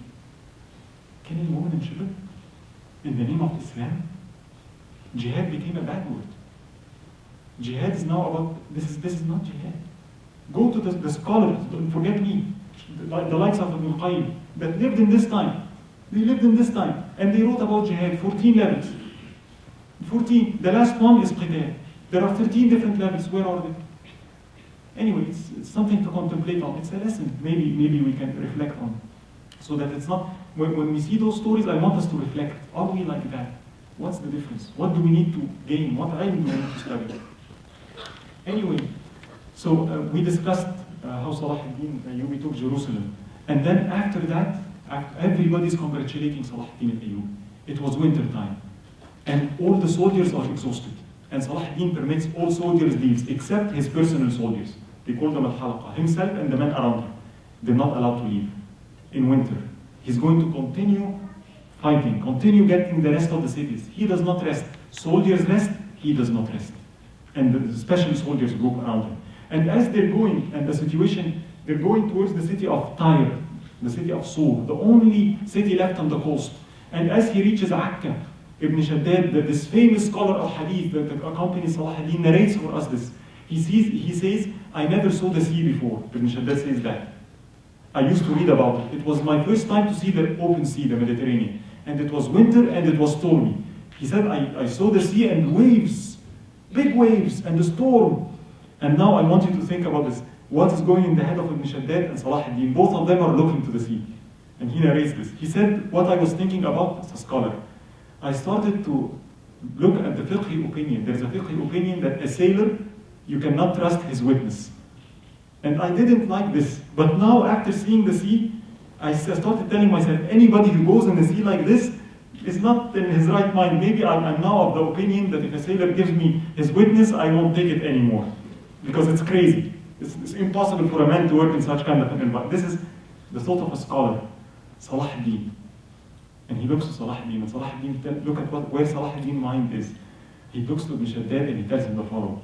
In my heart I find it, that whenever Allah grants us, that Allah frees all the Sahel, we take all the cities, I will put leaders, and I will make ships, and I will take the ships, go onto this sea, all the way to Europe. I'll chase the Crusaders all the way through Europe. So Ibn Shaddad said, oh, the Sultan must be very brave. And he said, why? He said, don't you see the sea? Like, how can you think like this? So Sultan Salahuddin, he tells him, I ask you, what is the best way to die? And he tells him, to die in the way of Allah. And he says, that's my utmost goal, is to die in the way of Allah. It tells you about this heart of Salahuddin, his determination, his focus. He doesn't see a rough sea at all. Anyway, they go to next to the city of Sur, Tyre, and it was winter time. Salahuddin tries to lay siege. At this time, one of the leaders, Conrad, arrives at the city of Sur. and puts a very stiff resistance. And people tell Salahuddin, the soldiers are exhausted, it's winter time, leave the city, and we return again. And they tell you, like most of the scholars and most people tell you, that was the mistake of Salahuddin strategically, that he left the city. Salahuddin, everyone is tired, leave it, we'll come back, don't worry, khalas, they're defeated. Salahuddin left the city. What happened? All the people that Salahuddin freed, including King Guy, he freed him and told him, don't fight against me. The master of the Templars, free him, don't fight against me. All of them went back to the city of Tur. All of them accumulated and an army formed. And surely enough, they did not keep their promise. They started to make a huge army in the city of Sur, and they went out and they headed towards the city of Akka, which you see to the south of, the city of Sur. Why? They want the coast. They know that the help from Europe is coming via ships. So they need to get all the coastal cities. And they started, now this huge army of everyone that Salahuddin freed, they go and now they surround the city of Akka. And news come to Salahuddin, the city of Akka is surrounded. Salahuddin calls back all his army, Taqiyuddin and Saifuddin al-Mashtub al-Hakari, all his leaders. He calls them all, and then let's head for Akka. We cannot leave Akka like this. And they go for Akka. Once they reach Akka, they find the small garrison of Akka now surrounded by the army of the Crusaders. And battles start to happen. The first day, second day, tough battles between the army of Salahuddin and the battle, which we call the Battle of Akka, and the army around Akka. And one day, it was always Salahuddin attacking, and they're putting resistance, Weeks passed, and there is no conclusion. Huge armies and continuous fighting. One day, they were so much used that we're attacking. They were surprised. The Crusaders mounted an attack, and they attacked the right side of Salahuddin's army, which was under the leadership of his nephew, again, Taqiyuddin, this figure. And they attacked him, and he started retreating back. Salahuddin saw that, and some say that this was his plan, the usual plan, retreat to bring them in. But Salahuddin thought he's defeated, so he ordered most of the soldiers in the center, Al-Faqih Isa al-Hakari, his tough soldiers, go help Taqiyuddin. So they left the center and they went to help Taqiyuddin. The center was left with volunteers. The regular troops of Salahuddin was now on the right side, and the center was exposed. When this happened, the Crusaders attacked the center of Salahuddin. The main attack was focused there where Salahuddin was. And it is said the volunteers could not take the attack of the knights. And they started falling back. Ibn Shaddad narrates, I saw Salahuddin, people are running, and he's ordering the drums, carrying the flag, telling them to fight. And finally the Crusaders reached the tent of Salahuddin. They killed some of the scholars there. Jamaluddin ibn Rawaha, actually the grandchild of Abdullah ibn Rawaha, the great companion. That's one of his grandchildren. They found him and they killed him. And the tent of Salahuddin went down, and people started retreating. And Salahuddin is ordering the drums, stand, do not run.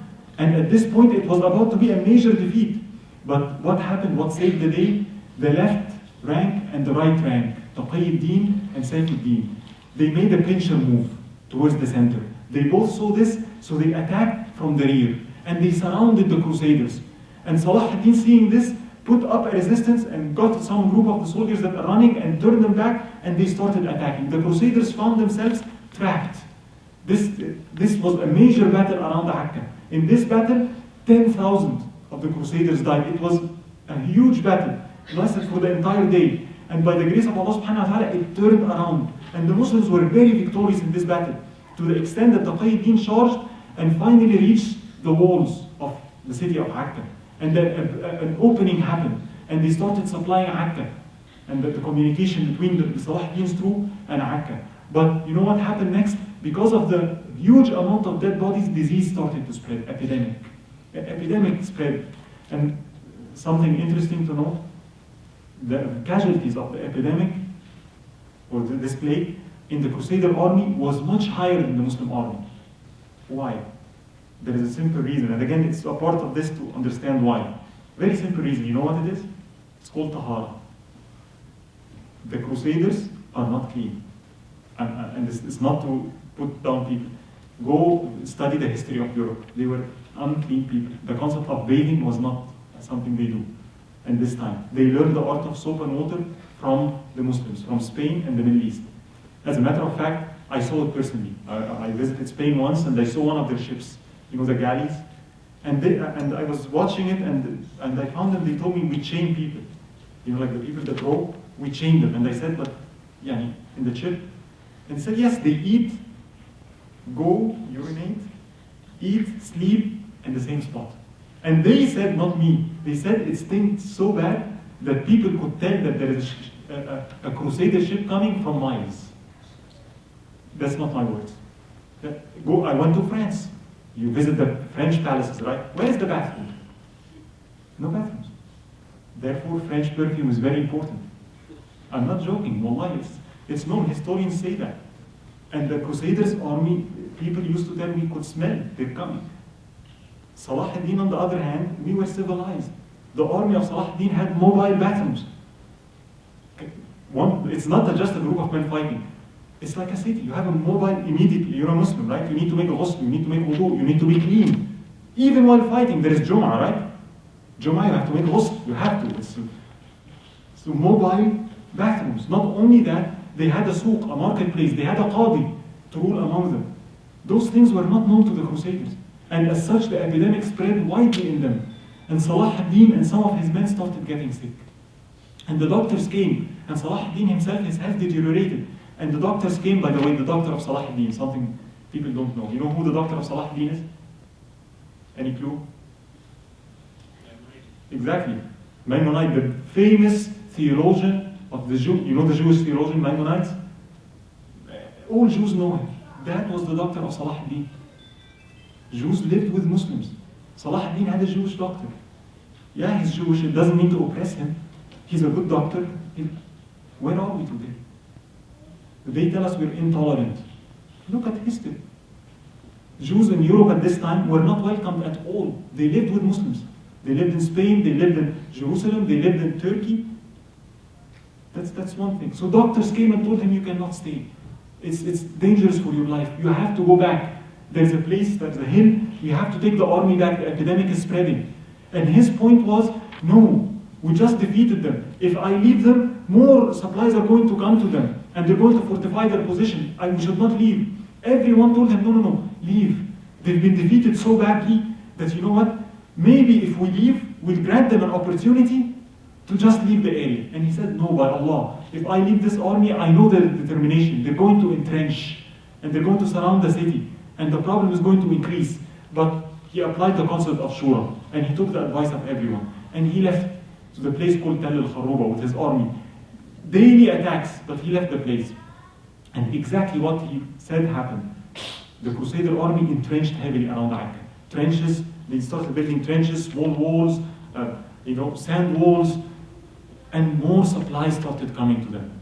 And Salahuddin at this point told his people, like, I don't have any more people. The only army I have left is my own brother, Al-Malik al-Adil in Egypt. And I already asked him to come, and he's on his way. But we should attack, because that's it. Every day they receive more supplies. I don't have anything anymore. And as we said, he received a message at this point from the king of Germany, telling him, return back all what you took. Or we're going to come to you with armies, and we're going to take every city from you. And the king of Germany had an army of 200,000. And as I said before, Richard the Lionheart of England, Philip Augustus, William, 22 different nations amassed an army.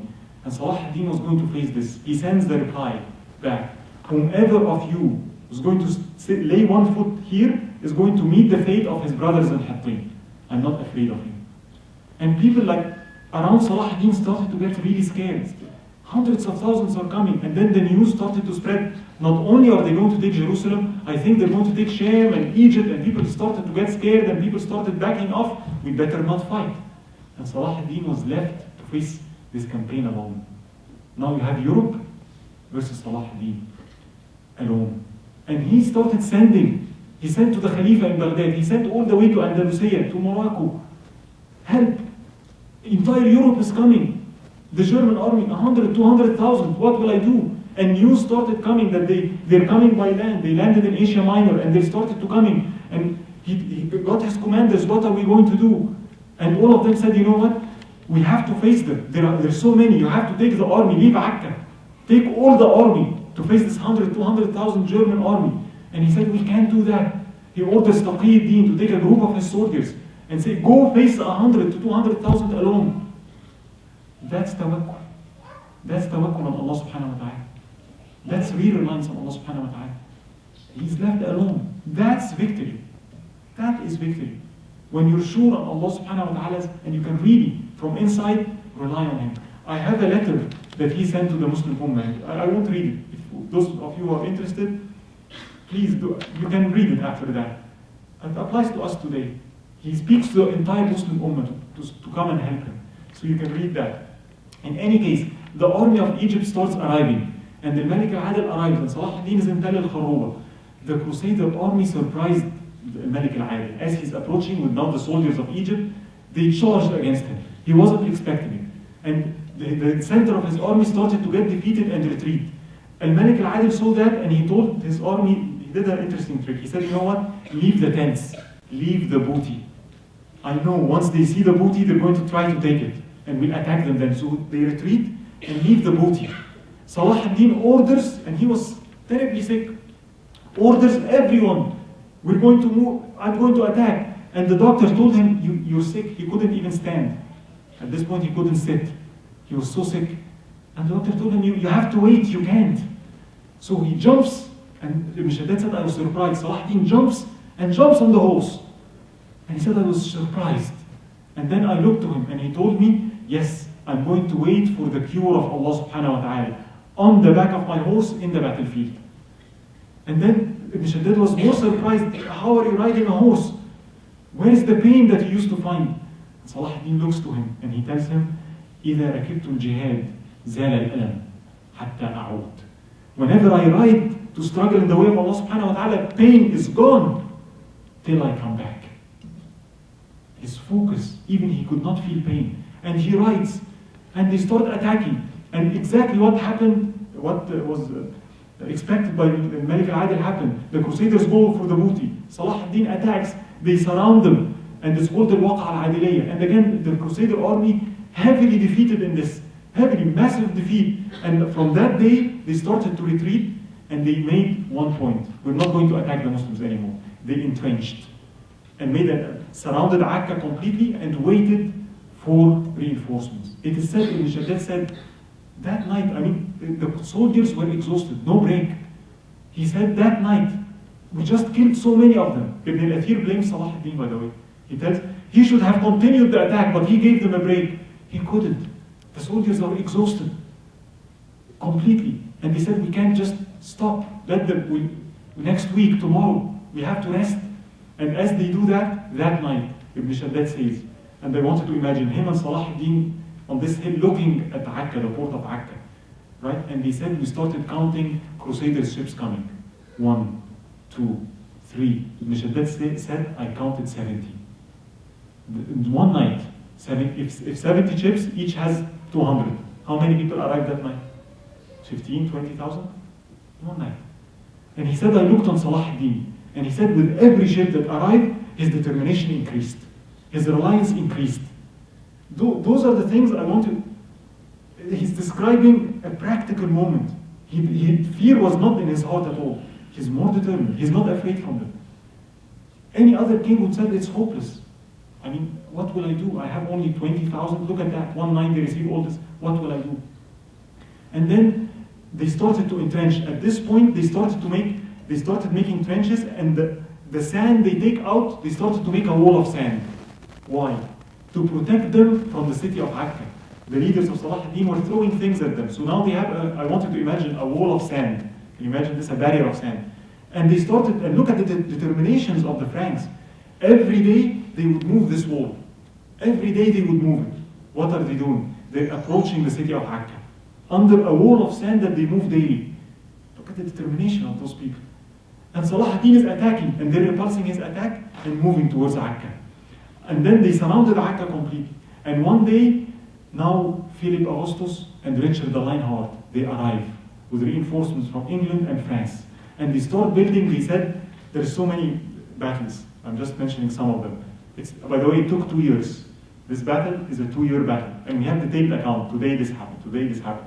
Can you imagine how it's like? We should then describe it in details. But one thing I would describe, one day they built huge towers that are higher than the walls of Akka. And people inside Akka realized if those towers approach the wall, that's the end. For the garrison of Akka, the men of Salahuddin inside are only 3,000. And they can't resist if the army starts jumping on them. And those 3 huge towers, 5 stories high, they say, full of soldiers, and they started moving them, moving closer and closer. They started throwing fire on them. The army of Salahuddin, you know the catapults, they used to put fire stuff, they call it Greek fire. And they started throwing it at them. But what happened? They were completely covered in iron, vinegar, water, leather, in such a way that nothing happened. The fire did not harm it. And they kept days hitting it, nothing happened. And it's approaching. Till one day, as Nishaddad narrates, a young person inside the city of Akka goes to the leader there, the man of Salahuddin, and he tells him, I can take care of this. Let me try. And he said, what are you speaking about? All the engineers, all my specialists, days couldn't do anything. Who are you? And everyone tells him, let him. And there is a lesson there. Let him. This person, while in Damascus, used to play, chemistry. That was his interest. And he used to play with combustion and make combustible materials. And he was so interested in that. And people were like, what are you doing? You're wasting your time. And that was his interest. And that day he was in the city of Akka. And he ordered, get me this, get me that, get me this. Started making a chemical. And everyone is looking. And it looks like water. Nothing. And then he told them, throw this water-looking chemical, just throw it on the towers. And people were like, water? What are you doing? And they started throwing it, and it went on the tower. And they said the Crusaders, they saw something coming at them, and then it crashes, and something like water falls. They started to mock, and they started to dance, and they started to make fun. Basically, what are you guys doing? Look, it does nothing. And then he told them, now throw fire. And they threw fire. And it said this material is like an explosion. I don't know what he did. He said, all of a sudden, in a few seconds, the entire tower went on flames. And the first tower was completely destroyed. When the soldiers of the second and third tower saw what happened, they started jumping out from their towers. In a few minutes, the 3 towers were destroyed. It's with the like of this man. Salahuddin ordered his men, who is he? Bring him out. I need to give him gifts. And he said, I didn't do that for you. I did it for Allah subhanahu wa ta'ala. With the likes of this youth, victory can come to the ummah. An engineer that knows what he's doing, good in his talent. In any case, to continue, the situation becomes more desperate. And now Akka is completely surrounded. And the army of Salahuddin, they said, we're exhausted. Every day we fight, they receive reinforcements. Every day they have new soldiers. Salahuddin describes it actually in an interesting way. He says, every time we fight the soldiers, a new version comes. Meaning, what does he mean? Today, the soldiers from Norway, dressed in a certain way. Tomorrow, France. Tomorrow, England. Tomorrow, William II. Every day, he said, the soldiers change. And we're the same soldiers. We're exhausted. And he says to the Abbasi Khalifa, help, come lead the battle yourself. It's the battle of Islam, we can't do anything. Of course, he doesn't come. Salahuddin is left alone to handle the situation. And the leaders thought like, the situation is getting desperate. And he orders, we have to find techniques, and there's so many operations, how to supply Akka. One of the things he did, you might find it interesting, he got a ship, and he ordered the Muslim army, like Muslims, shave your beards. Franks are, no beards, so like shave your beards. Anybody who knows Latin, yes, ride on the ship. Get me some pigs, put them on the ship. Get some crosses, put it on you, right? And then get supplies, and then go. Pretend to be a Frankish ship. And they did that. And as they approached Akka, and the guards, the other ships that arrived started approaching them. Where are you heading? So the person replied to them in Latin, right? We're heading for the city of Akka. And they said, what? Salahuddin is still there. We didn't take the city. He said, what? You didn't take the city? What's wrong with you? As if they're blaming him. But then said, you'd better warn this ship behind us because they're heading for Akka, this big ship. You better warn them. So really? So they left them and they went to warn the other ship. And they succeeded in going in, and so many stories like that, techniques used, people that would swim under the ships and come up, but at no avail. And the situation got worse. And one of the things they did, just when they approached the walls of Akka, and the walls now have multiple breaches. There is a trench, a trench before the wall. And there's so many bodies. The Crusaders started throwing dead bodies in the trench. You need a bridge. When you have so many bodies, dead horses, dead men, and they started to fill the trench with bodies. And the people inside Akka realized what's going to happen. If this trench gets filled, they'll cross. And if they cross, they're by the walls. And the walls have breaches, and we cannot repair them fast enough. So they realized that, you know what they did? Just to let you know the determination of those people. They opened the doors. It's Bahauddin Qarakhosh, one of the men of Salahuddin al-Ayyubi, the one that built the citadel in Cairo, by the way. Those of you who saw it. Anyway, he charges out. A part of those 3,000 people stand against the Crusaders, holding them. Another part jumps in the ditch, in this khandaq, doing what? Cutting the bodies and throwing them out. Cutting the bodies. I want you to imagine that. Can you imagine dead horses and your job is to go and people are fighting in the sun and heat and you're cutting and throwing, cutting and that's what they had to go through. It's 2 years of this. 2 years. 2 years. And me, can you go to Fajr in the masjid or too hard? ما أخص الهمم. How low is my aspiration? Where is my aspiration? I'm not asking any of you to do this. Can we pray in the masjid? Can you sit after Salah to make dhikr? Can I fast Mondays and Thursdays? No? And then I expect to be that way? Who am I kidding? Those men trained by Salahuddin, by the way, his schools of training soldiers, number one, he has a madrasa called Tanmiyat al-Irada, to nourish the will of the soldiers, to nourish his resolve, to nourish his focus and his aspiration. What do you think he taught? How do you do that? Dhikr. Any soldier of Salahuddin, dhikr is essential. What is the highest form of dhikr? Salah. Salah. Quran. Adhkar. Adhkar al-sabah wal-masa. You have to. It's essential. Your aspiration, your focus, your determination, the dhikr is so essential. He builds the soldier from inside. That's how you have those kind of soldiers. Today, we are not, forget the battlefield. Where are we today from all those things? What am I aspiring for? How strong is my resolve? When I say inshallah, I'm going to fast Mondays and Thursdays. You know, oh, I need to learn Quran, right? Really? Truly? How about after Fajr, daily 1 hour? Oh, too much. Where is truthfulness? Where is my truthfulness in resolve? My truthfulness in seeking Allah? My truthfulness in wanting to be better? Himma. Those soldiers are of completely different caliber, and this is what I'm discussing here. In any case, the situation starts to deteriorate, and leaders around Salahuddin starts telling him, it's hopeless. The city is going to fall. We can't do anything. What can he do? It has been 2 years, we've been fighting, we're exhausted. They surrounded the city completely. Breaches happened in the war. News come to Salahuddin from inside. Permission to make a treaty. Permission to make a truce with the Crusaders, to give up the city. And Salahuddin responds, no. Tomorrow I'm going to attack. Nobody should do this. The city should not be delivered to them. Don't. And all the leaders of Salahuddin is telling him, he tells them, charge. And he tells him, charge what? We've been doing it for 2 years. The resolve of Salahuddin was higher than the resolve of his entire army. It's hopeless. All his leaders. We can't. You have to think otherwise. We can't do it. As they're discussing the next day, they look, they see the Frankish flag on top of the citadel. What happened? The leaders of Salahuddin made a treaty with the Crusaders, in any case.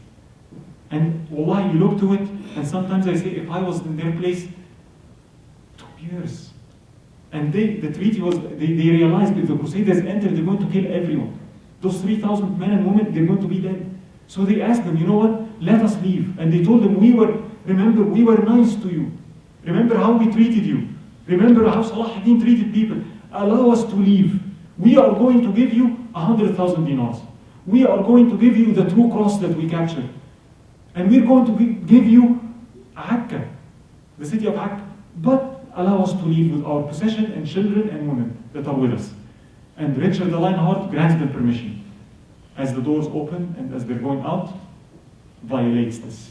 He captures all of them. All of them are prisoners.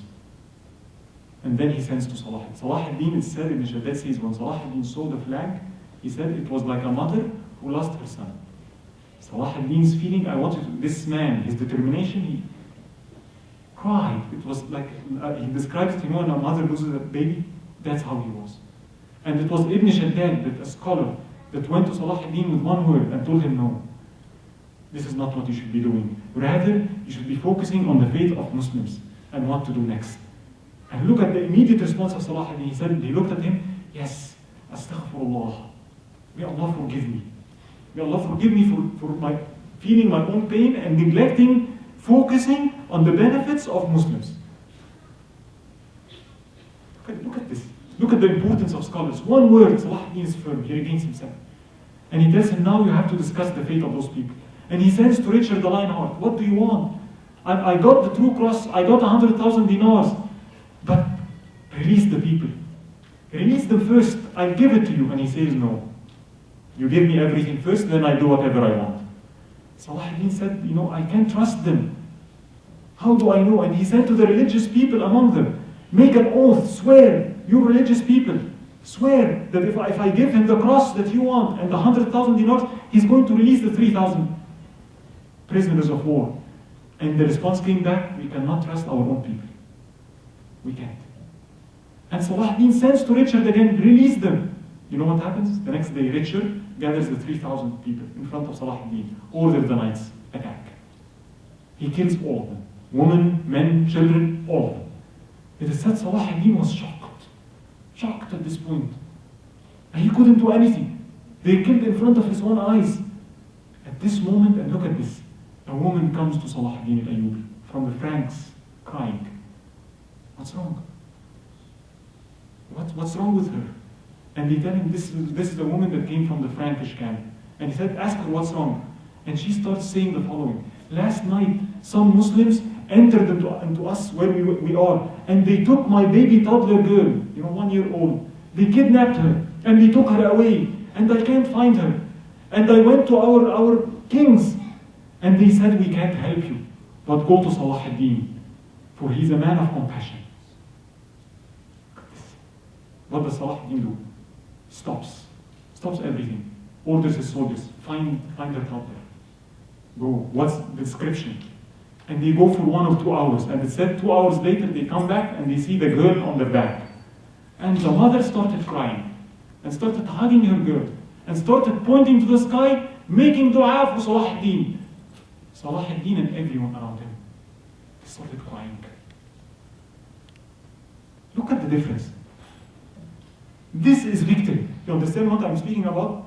Look at his character. They just betrayed you. They killed 3,000 Muslims. They killed women too. Not Salah ad-Din. He's doing this for the sake of Allah subhanahu wa ta'ala. When we are focused on Allah and His beautiful attributes, Allah is more patient on us. We do ugly things day by night. And Allah's patient. And Allah's Halim. And Allah's Ghafoor. How can I expect Allah to forgive me if I don't forgive others? How do I expect Allah to pardon me if I don't pardon others? That is not just words. That's inside. That's the heart of this man. You understand that it is not just a famous knight. It's his character I want to describe. That's Salahuddin al-Ayyubi. In any case, now what happens? The Franks leave Akka and they start heading south. Now Richard the Lionheart and his soldiers starts heading to the city of Jaffa. On the way, Salahuddin forms his army again. They start to attack. And they start to harass them. He doesn't give up. And then on the way, in a place called Arsuf, Richard the Lionheart had one mentality: maintain cohesion. He realized the technique of Salahuddin. He wants to withdraw us. The famous technique, the Muslims are like, they withdraw us into a trap, then they attack. Maintain your cohesion, repulse his attack. We're too many. And he moves by the sea coast. Ships are on his side, water on his side, and he's forming a barrier to repulse Salahuddin, and the rest of the knights are in cohesion, moving. And Salahuddin attacks, until a place called Arsuf. The battle of Arsuf happens. And in this battle, soldiers of Salahuddin actually charge. They charge in, and they start defeating the foot soldiers, putting a defense against them. And the Crusaders started getting defeated and moving back. And the soldiers of Salahuddin charged forward. At this moment, Richard the Lionheart gives the order to the knights behind. Don't move, don't charge, it's a trick, maintain your positions. the Knights of the Hospitallers and Templars, the fiercest on the Crusaders, the bravest among them, they couldn't take it. And it is said that they amassed all the knights, all this iron, and directed to the Muslims and charged. And it's said the soldiers were so far away, they weren't together, they could not face this. And the charge, they scattered the Muslim army. And they started getting defeated, running back towards Salahuddin. And Salahuddin ordering the drums. Ibn Shaddad says, on this day, I was in the center with Salahuddin, and the soldiers are running. And Salahuddin is ordering drums, commanding everyone to attack. And Ibn Shaddad said, I saw Salahuddin myself with 17 young kids around him in Umara. And everyone is running. So I went to the right side of the Muslims, and I find the same situation over there. People are defeated. Malik al-Adil with 15 people around him. I went to the left side. And he says it was a major defeat. Muslims on that day lost 7,000. The army of Salahuddin is 20,000. That's it. And 7,000, they died that day. And it was a massive defeat. They started to retreat. Salahuddin starts to put a formation. And the Crusaders didn't follow. And they returned back. The Battle of Arsuf. If you read about it in the internet, they tell you Salahuddin was defeated in the Battle of Arsuf. This is the major victory of Salahuddin. Why? Reminds me of the Battle of Uhud. What happened next? Define defeat. Defeat is here. Next day, he could have said it's hopeless. The army of Barbarossa is going to come, 100 and 200,000, right? And look at this, and the Muslims are leaving me alone. Remember what happened in 1099? What did Muslims do? What do you want? Jerusalem, take it and leave me alone. Salahuddin, no. Next day, Ibn Shaddad says, Salahuddin forms his army back. And what does he do? Stands, move forward. And Ibn Shaddad says, I looked onto him. When he moved the entire army forward, maintained his formation, a second round. Attack again. And I want you to imagine Ibn Shaddad looking to him, and he said, I saw him looking at the Crusaders, and he said, only Allah knows the amount of pain in the heart of Salahuddin that he's concealing at this point. By the way, news came to him at this point. Taqiyuddin died natural death, his nephew. And this famous nephew of his, this famous hero, the one that he favored, died. Al-Faqih Isa al-Hakari got sick and died. He started to see his own people, the people that helped him, die. And when Taqiyuddin died and he received the news, it is said he couldn't hold it. He gathered everyone and then started reading the news that he received, that Taqiyuddin, all of a sudden, no, natural death. And he started to cry. And said everyone, all the leaders loved him. And everyone started to cry. Ya Allah, where is your help? And Ibn Shaddad tells him, no. Again, ask Allah to forgive you. You're crying for a person because it's his nephew, right? Focus on what's ahead. And Salahuddin says, by Allah, you're right. Let no one know about what happened today. And he orders water, washes his eyes, and comes out. Focus again. And everyone decides, we know their strategy. It is about Jerusalem. And the unanimous opinion was, the battle is now around Jerusalem. Don't start scattering your army. Rather, Salahuddin ordered all the coastal cities, the city of Yafa, Haifa, Asqalan, burn all the cities. Focus all our attention on the defense of Jerusalem. And everyone, they did this. And I want you to imagine this. Salahuddin al-Ayyubi goes to the city of Asqalan, a Muslim city. And he told Ibn Shaddad this, he has to destroy a Muslim city. He looks to it, and the pain in him. And those you won't find in history books. You'll find because Ibn Shaddad is his companion. He looks to Ibn Shaddad and he realizes what he's going through.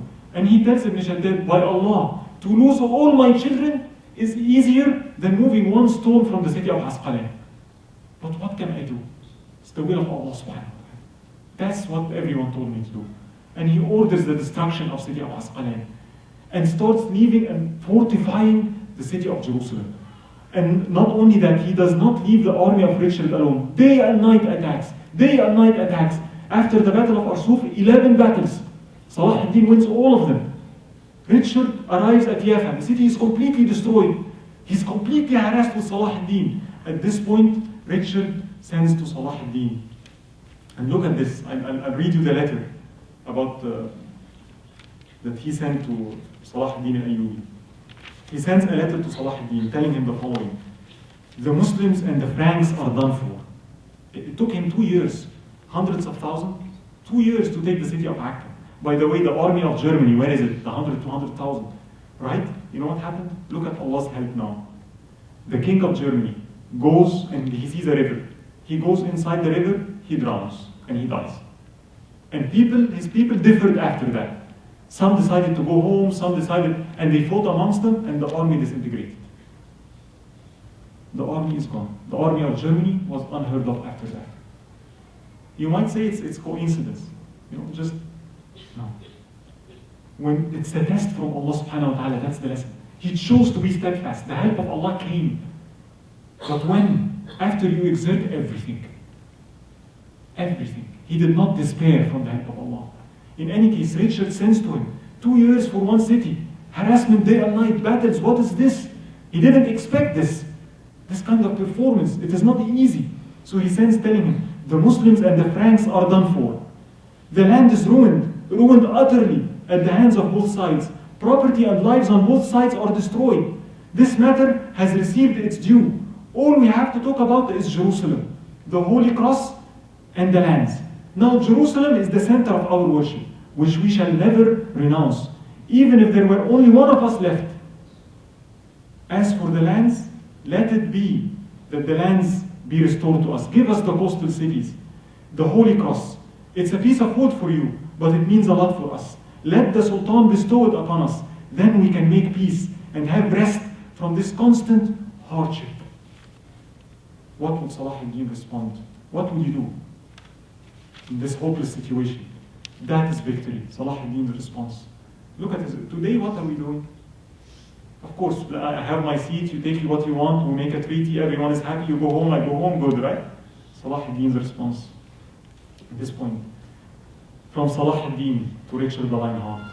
Jerusalem is ours just as much as it's yours. Indeed, for us it is greater than it is for you. For it is where our Prophet came on his night journey, and the gathering place of the angels. Let not the king imagine that we shall give it up. For we are unable to breathe a word of that amongst the Muslims. It is unimaginable, لا يتصور, that I would give Jerusalem for you. You understand? It's not even something I can contemplate. It's unimaginable. It's not even in the imagination possible that you can take, I deliver Jerusalem? Impossible. Right? Look at that. As far as the lands that you took, it is also ours. Your conquest of it was unexpected accident because of the weakness of the Muslims at this time. While war continues, by Allah, we will not enable you to build anything in it. Even, you understand the concept? He's not, even the lands that they took, he's telling you, not only Jerusalem is ours, everything is ours. It is not yours, you have no place here at all. There is no trade-off. Today, that's not the case. We trade. Give me Jerusalem, I give you Yafa. Salahuddin, and this position, no, not a single city, not one. Richard the Lionheart starts, let's continue. Salahuddin, Jerusalem, if you notice, is inland, right? And Salahuddin focuses his attention on Jerusalem, starts to fortify the city, gathers his men inside, day and night, build fortifications. Richard the Lionheart starts to move inland. He does not leave him alone. Salahuddin poisons all the water wells. Every water well is poisoned. And as Richard moves inward, continuous attacks, day and night. Salahuddin would go out, attack his army, go back. Ambushes, attacks. The supply lines, the supply line inland is continuously under attack. Richard took, every mile takes days to travel. Every mile, it was so painful. But it continues, and the battle, and I'm speaking months here, I'm going fast. We have details of it. Months, and Richard gets unbelievably frustrated. And then he sends to Malik al-Adil, the brother of Salahuddin, and he tells him the following. You know what? I have an idea. We have a deal. What's the deal? Look at this. Look at this plan. We'll make a deal. You marry my sister, Joanna. And you and my sister rule Jerusalem together. Right? And we're done. So Malik al-Adil says, really? He goes to Salahuddin. Then look, I have a proposal. Richard, he said that I can marry his sister and we will rule Jerusalem together. What's Salahuddin's response? He's making fun of me, it's a joke. And he said, no, it's real. He really said, and Salahuddin, no, he's joking. He doesn't mean it. What, are you kidding? It's not possible. What was going on? It's a political move. You understand what's going on? Here is what contemporaries tell you. Richard he didn't plan for it. He threw it to Malik al-Adil, knowing that when he goes to Salahuddin is going to say no. And then Malik al-Adil will get upset. And then Malik al-Adil and Salahuddin would have a difference. You see that? And he would play on them. What does Salahuddin do? He does the unexpected answer. He says, okay, go back and tell Richard the Lionheart, I agree. Okay, we agree. So Malik al-Adil goes to Richard, he agreed. And a letter comes from Richard the Lionheart. My sister Joanne was horrified. She left the entire region to Europe. Marrying a Muslim is something that she will never do again, ever. Not a choice. What's the lesson? We have a mistake. We always give the expected answer. When you have it, it's so easy as an ummah now to predict. Muslims, if you do this, they'll do that. You can move them left and right. You can control them because of their anger. Never do what people expect of you. You understand what I'm saying? If you have an opponent, don't be played on. Do the unexpected. And that's what Salahuddin did. He understood and he gave him the unexpected answer. And that solved the problem. And that was the end of this proposal, by the way. That's it. So Richard continues towards Jerusalem. And now Salahuddin is inside of Jerusalem. And what is going to happen again? Is it going to be like the Battle of Akka? Richard and Philippe Augustus? And he starts sending people, and differences started to happen among them. Because Conrad, there are multiple people, the King of France, the King of England, right? You know those people don't go well together. Everyone knows England and France. Well, up till today, I don't know what's wrong with them. But they cannot get over they're united against Salahuddin, but nevertheless, Anyway, Conrad, one of the person that controlled Sur, starts to send to Salahuddin. Why? He realized if Richard and Philippe Augustus leave, Salahuddin he'll stand against me, I'm done. So I better quickly make a treaty with Salahuddin so I'm safe. So he sends to Salahuddin, let's make a treaty, I leave. Leave me in Sur. If I leave them, would you leave me alone? And Richard finds out. And guess what happens? Salahuddin plays that. Why? He wants to disintegrate this force. Starts sending him, yes, let's negotiate. And all of a sudden, on a Sunday, in a church, Conrad enters the church. 2 monks. They jump and they stab him. Assassins. Remember the Ismaili assassins? Monks? You understand? You understand what that means? Those are monks in the church. We know them. They've been praying here. The assassins had their men everywhere, even disguised as monks. People tell you, who killed Conrad? Was it Salahuddin? Most people, it's a theory, but the most accepted theory, it was Richard. Richard contacted the assassins, get rid of Conrad. You can hire their service.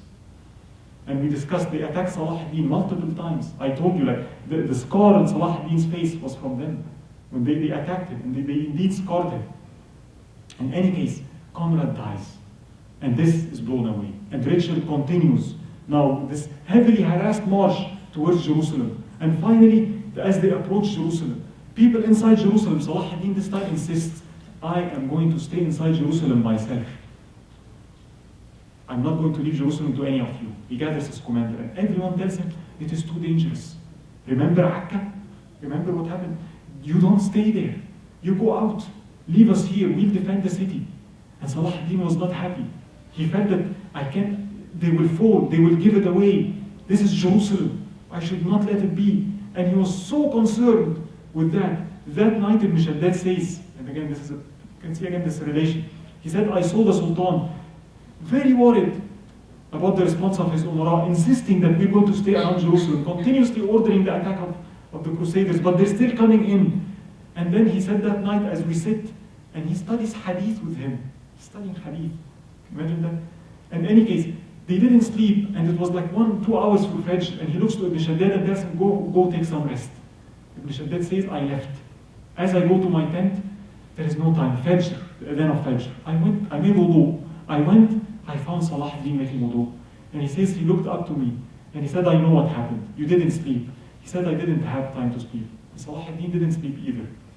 But Ibn Shaddad told him, and look at this, my Lord, I have an advice.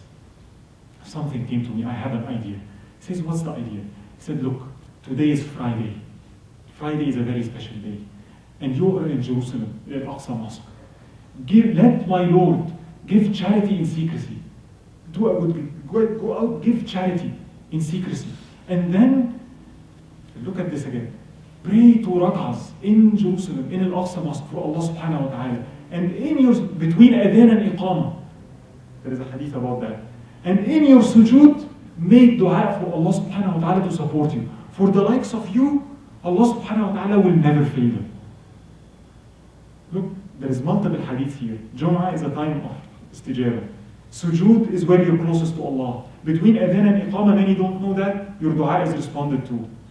You see how many things giving charity before it is something recommended. And he said, I watched Salahuddin when he did this, ordered the charity. Then he went down, prayed, and I watched him making sujood to Allah subhanahu wa ta'ala, making dua with tears coming on his grey beard, 55 years old now, making dua for Allah subhanahu wa ta'ala. And said after that, news started coming next day. Richard the Lionheart arrives. Once he saw the city of Jerusalem, he gathers everyone. And he says this is a city that's impossible to penetrate. While Salahuddin is inside himself, and all his men are united against him, united with him. It's impossible. The order of the Templars, those fierce knights, they agreed. They told him, you know what? It's a very long line of communication and supplies. We've been harassed day and night. The city is so well fortified. Salahuddin is inside. His army is outside. It is impossible. We can't do this. It's undoable. You can't do it. And they differ among themselves, and the opinion becomes, we give up. We can't attack the city of Jerusalem.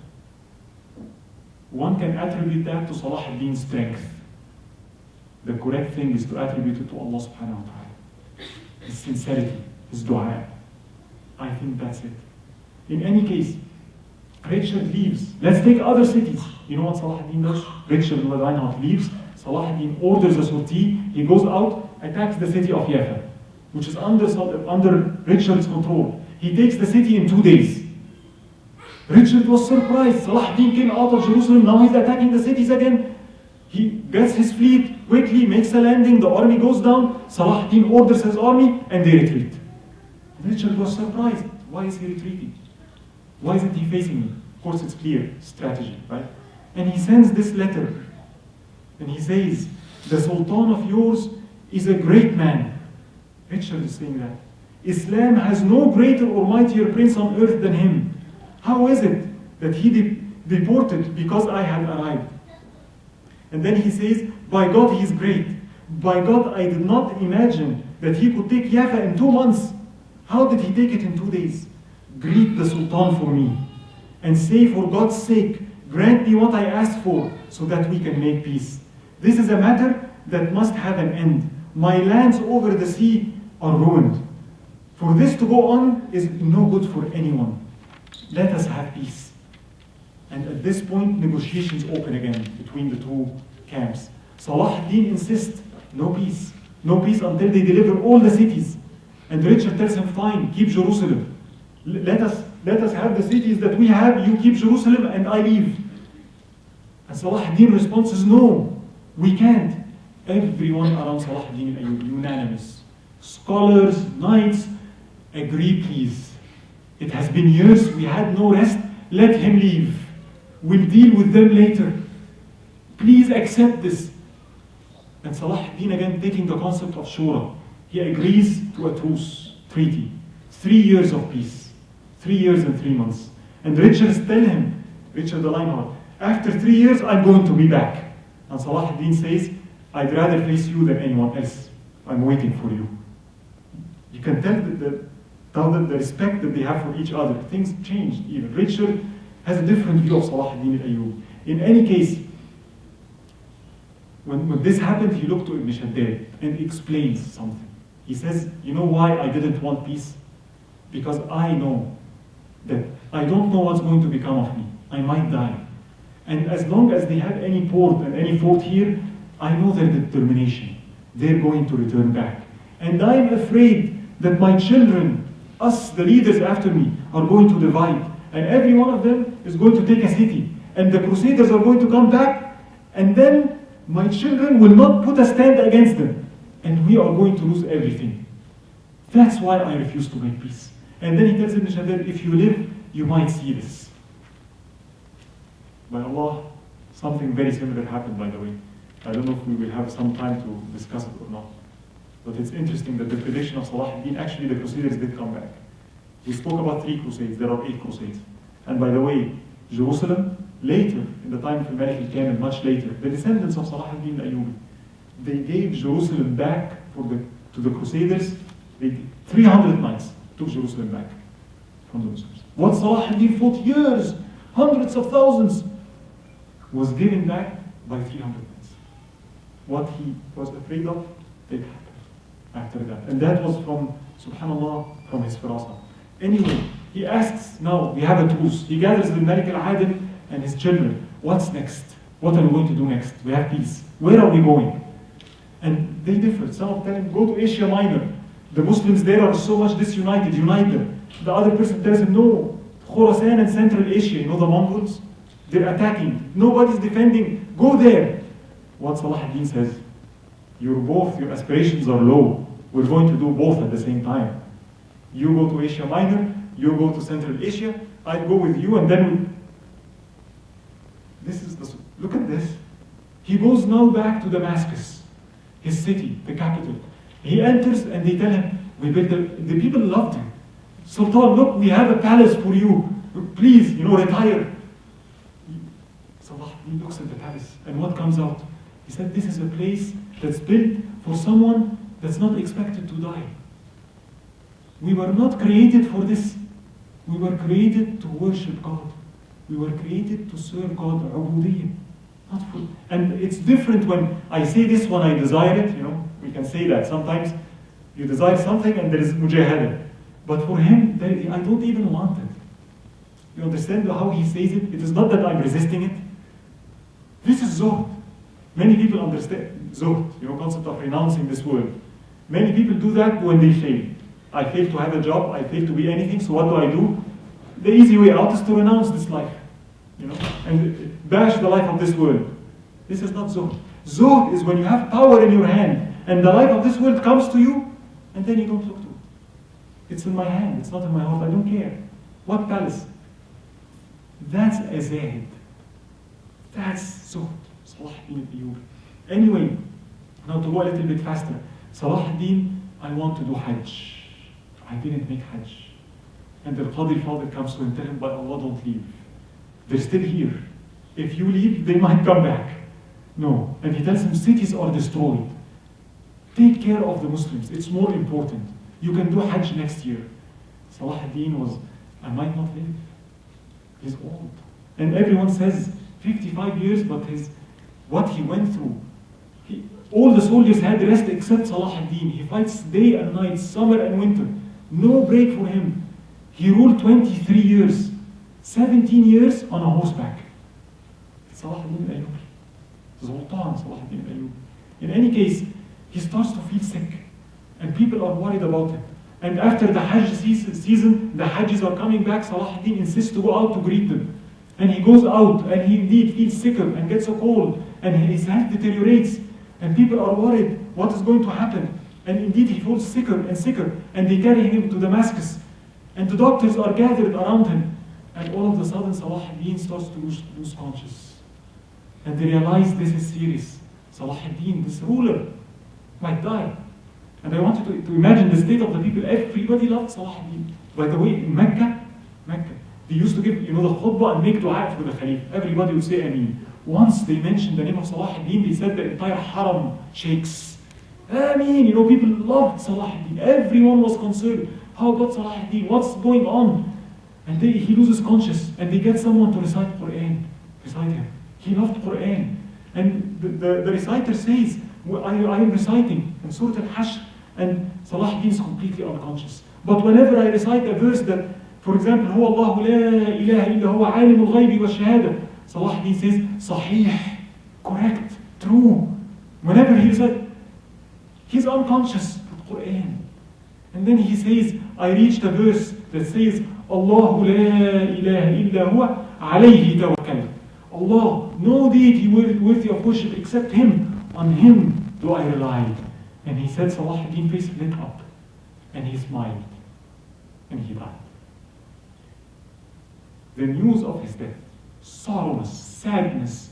It is said the entire city of Damascus, his children went out crying. People could not hold themselves. Ibn Shaddad says about this, he says, I used to hear people saying, I ransom you with my life.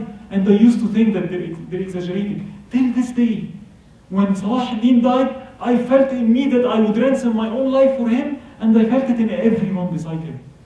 And then they come, the burial. Salahuddin doesn't have enough money for his own burial. They open his treasury, he doesn't have anything. Where is the money of Salahuddin? Spent on the woman. On the Akka battle, you know how much he gave? 12,000 horses. That's where the money of Salahuddin is. For the women, for the poor, for the orphans. He didn't have money for his own burial. And Al-Qadi al-Fadil, his Qadi, I didn't speak a lot about them. The Fuqaha, the Ulai, they gathered. Ibn Shaddad said, I couldn't wash the body. I could not do it. And then Muhyiddin ibn Zaki, the person that Salahuddin chose for the khutbah of Jerusalem, comes. And he reads the Janazah prayer. People came left and right. Everybody prayed on Salahuddin. Scholars took him. They lowered him in his grave. They uncovered his face. Al-Qadi al-Fadil says, I went and I kissed his face. And I'll tell you his advice later. And then he says, I put a sword beside Salahuddin and said, this is a sword that you would lean on your way to Jannah. And then they come out. And he said, masses of people. Sorrowness was not only among Muslims and Christians. Christians were sad for him. The Crusaders were sad for him. Everybody, sadness for this great Sultan. What was his advice? Before he dies, he left an advice for us. You know what it is? I'll read you two things. One was he ordered the person that carried his flag, come. And he told him the following, you carried my flag when I am alive. After I die, carry my flag. Carry it on a long lance. Go for all the cities that I ruled and tell them, this is the flag of the great Sultan, Salahuddin, that owned lands and properties and he could not take anything with him except a piece of cloth that they wrapped him with, which is as much as this flag. And even that is going to disintegrate.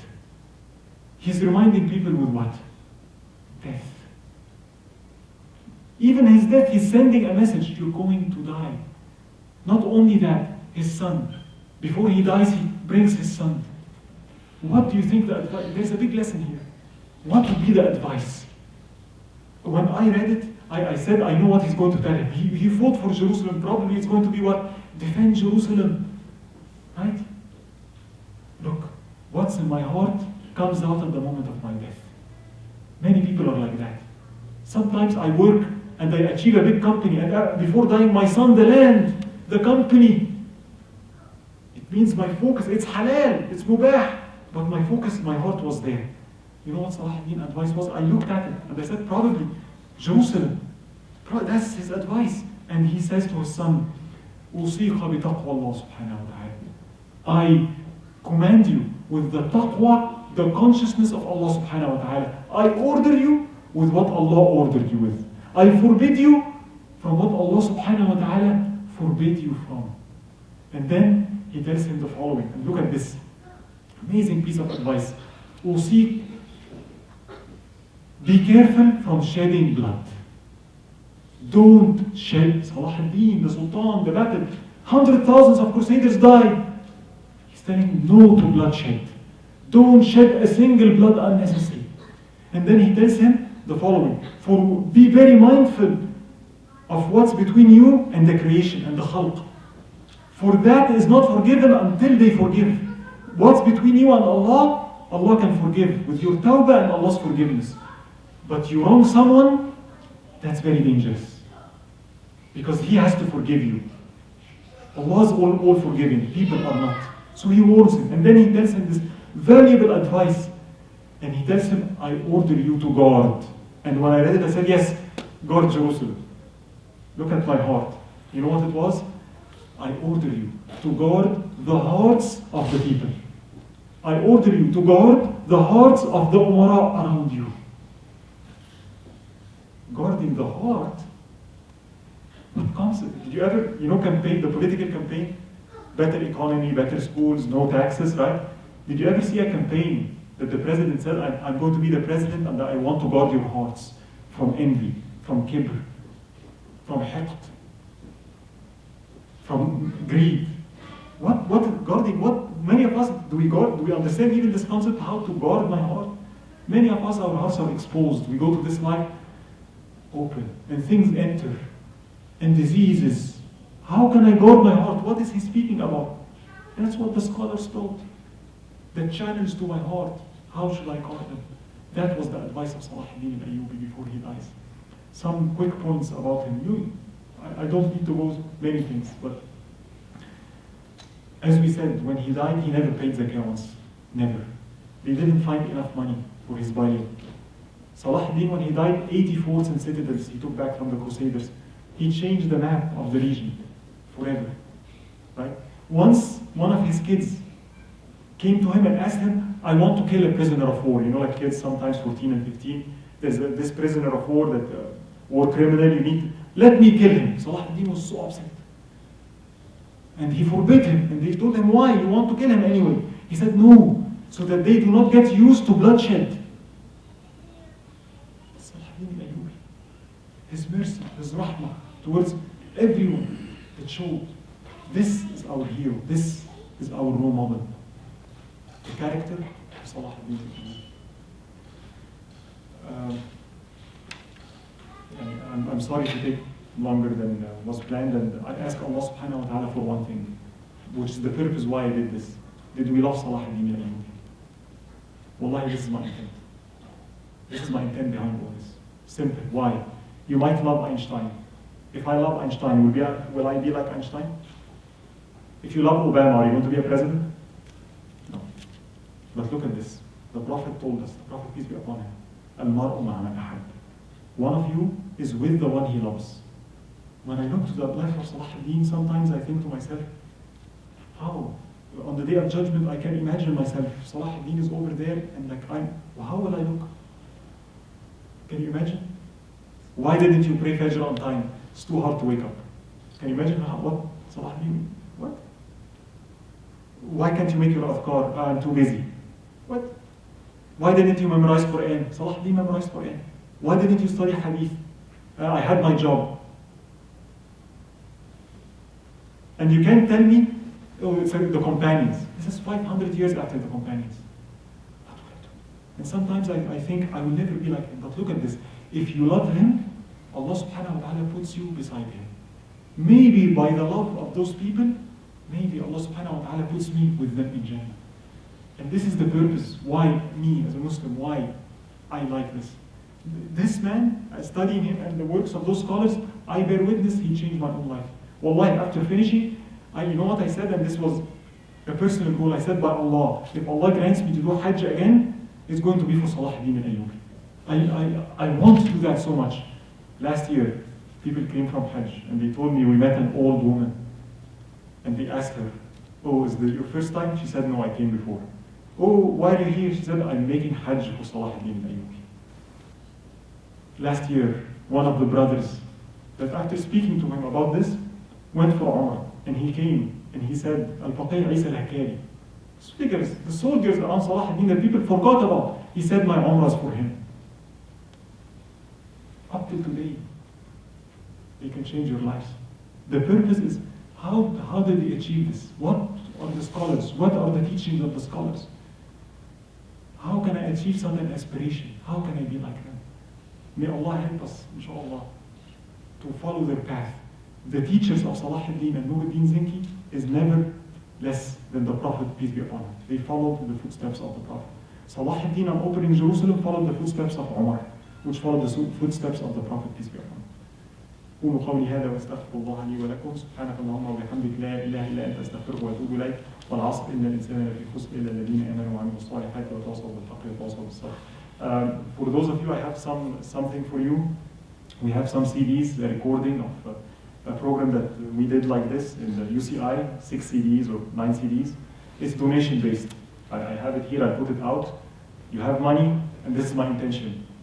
Donate it, we'll give it to Palestine, we'll give it to the masjid. You don't have, just take it. It's free for you, inshallah. Exactly.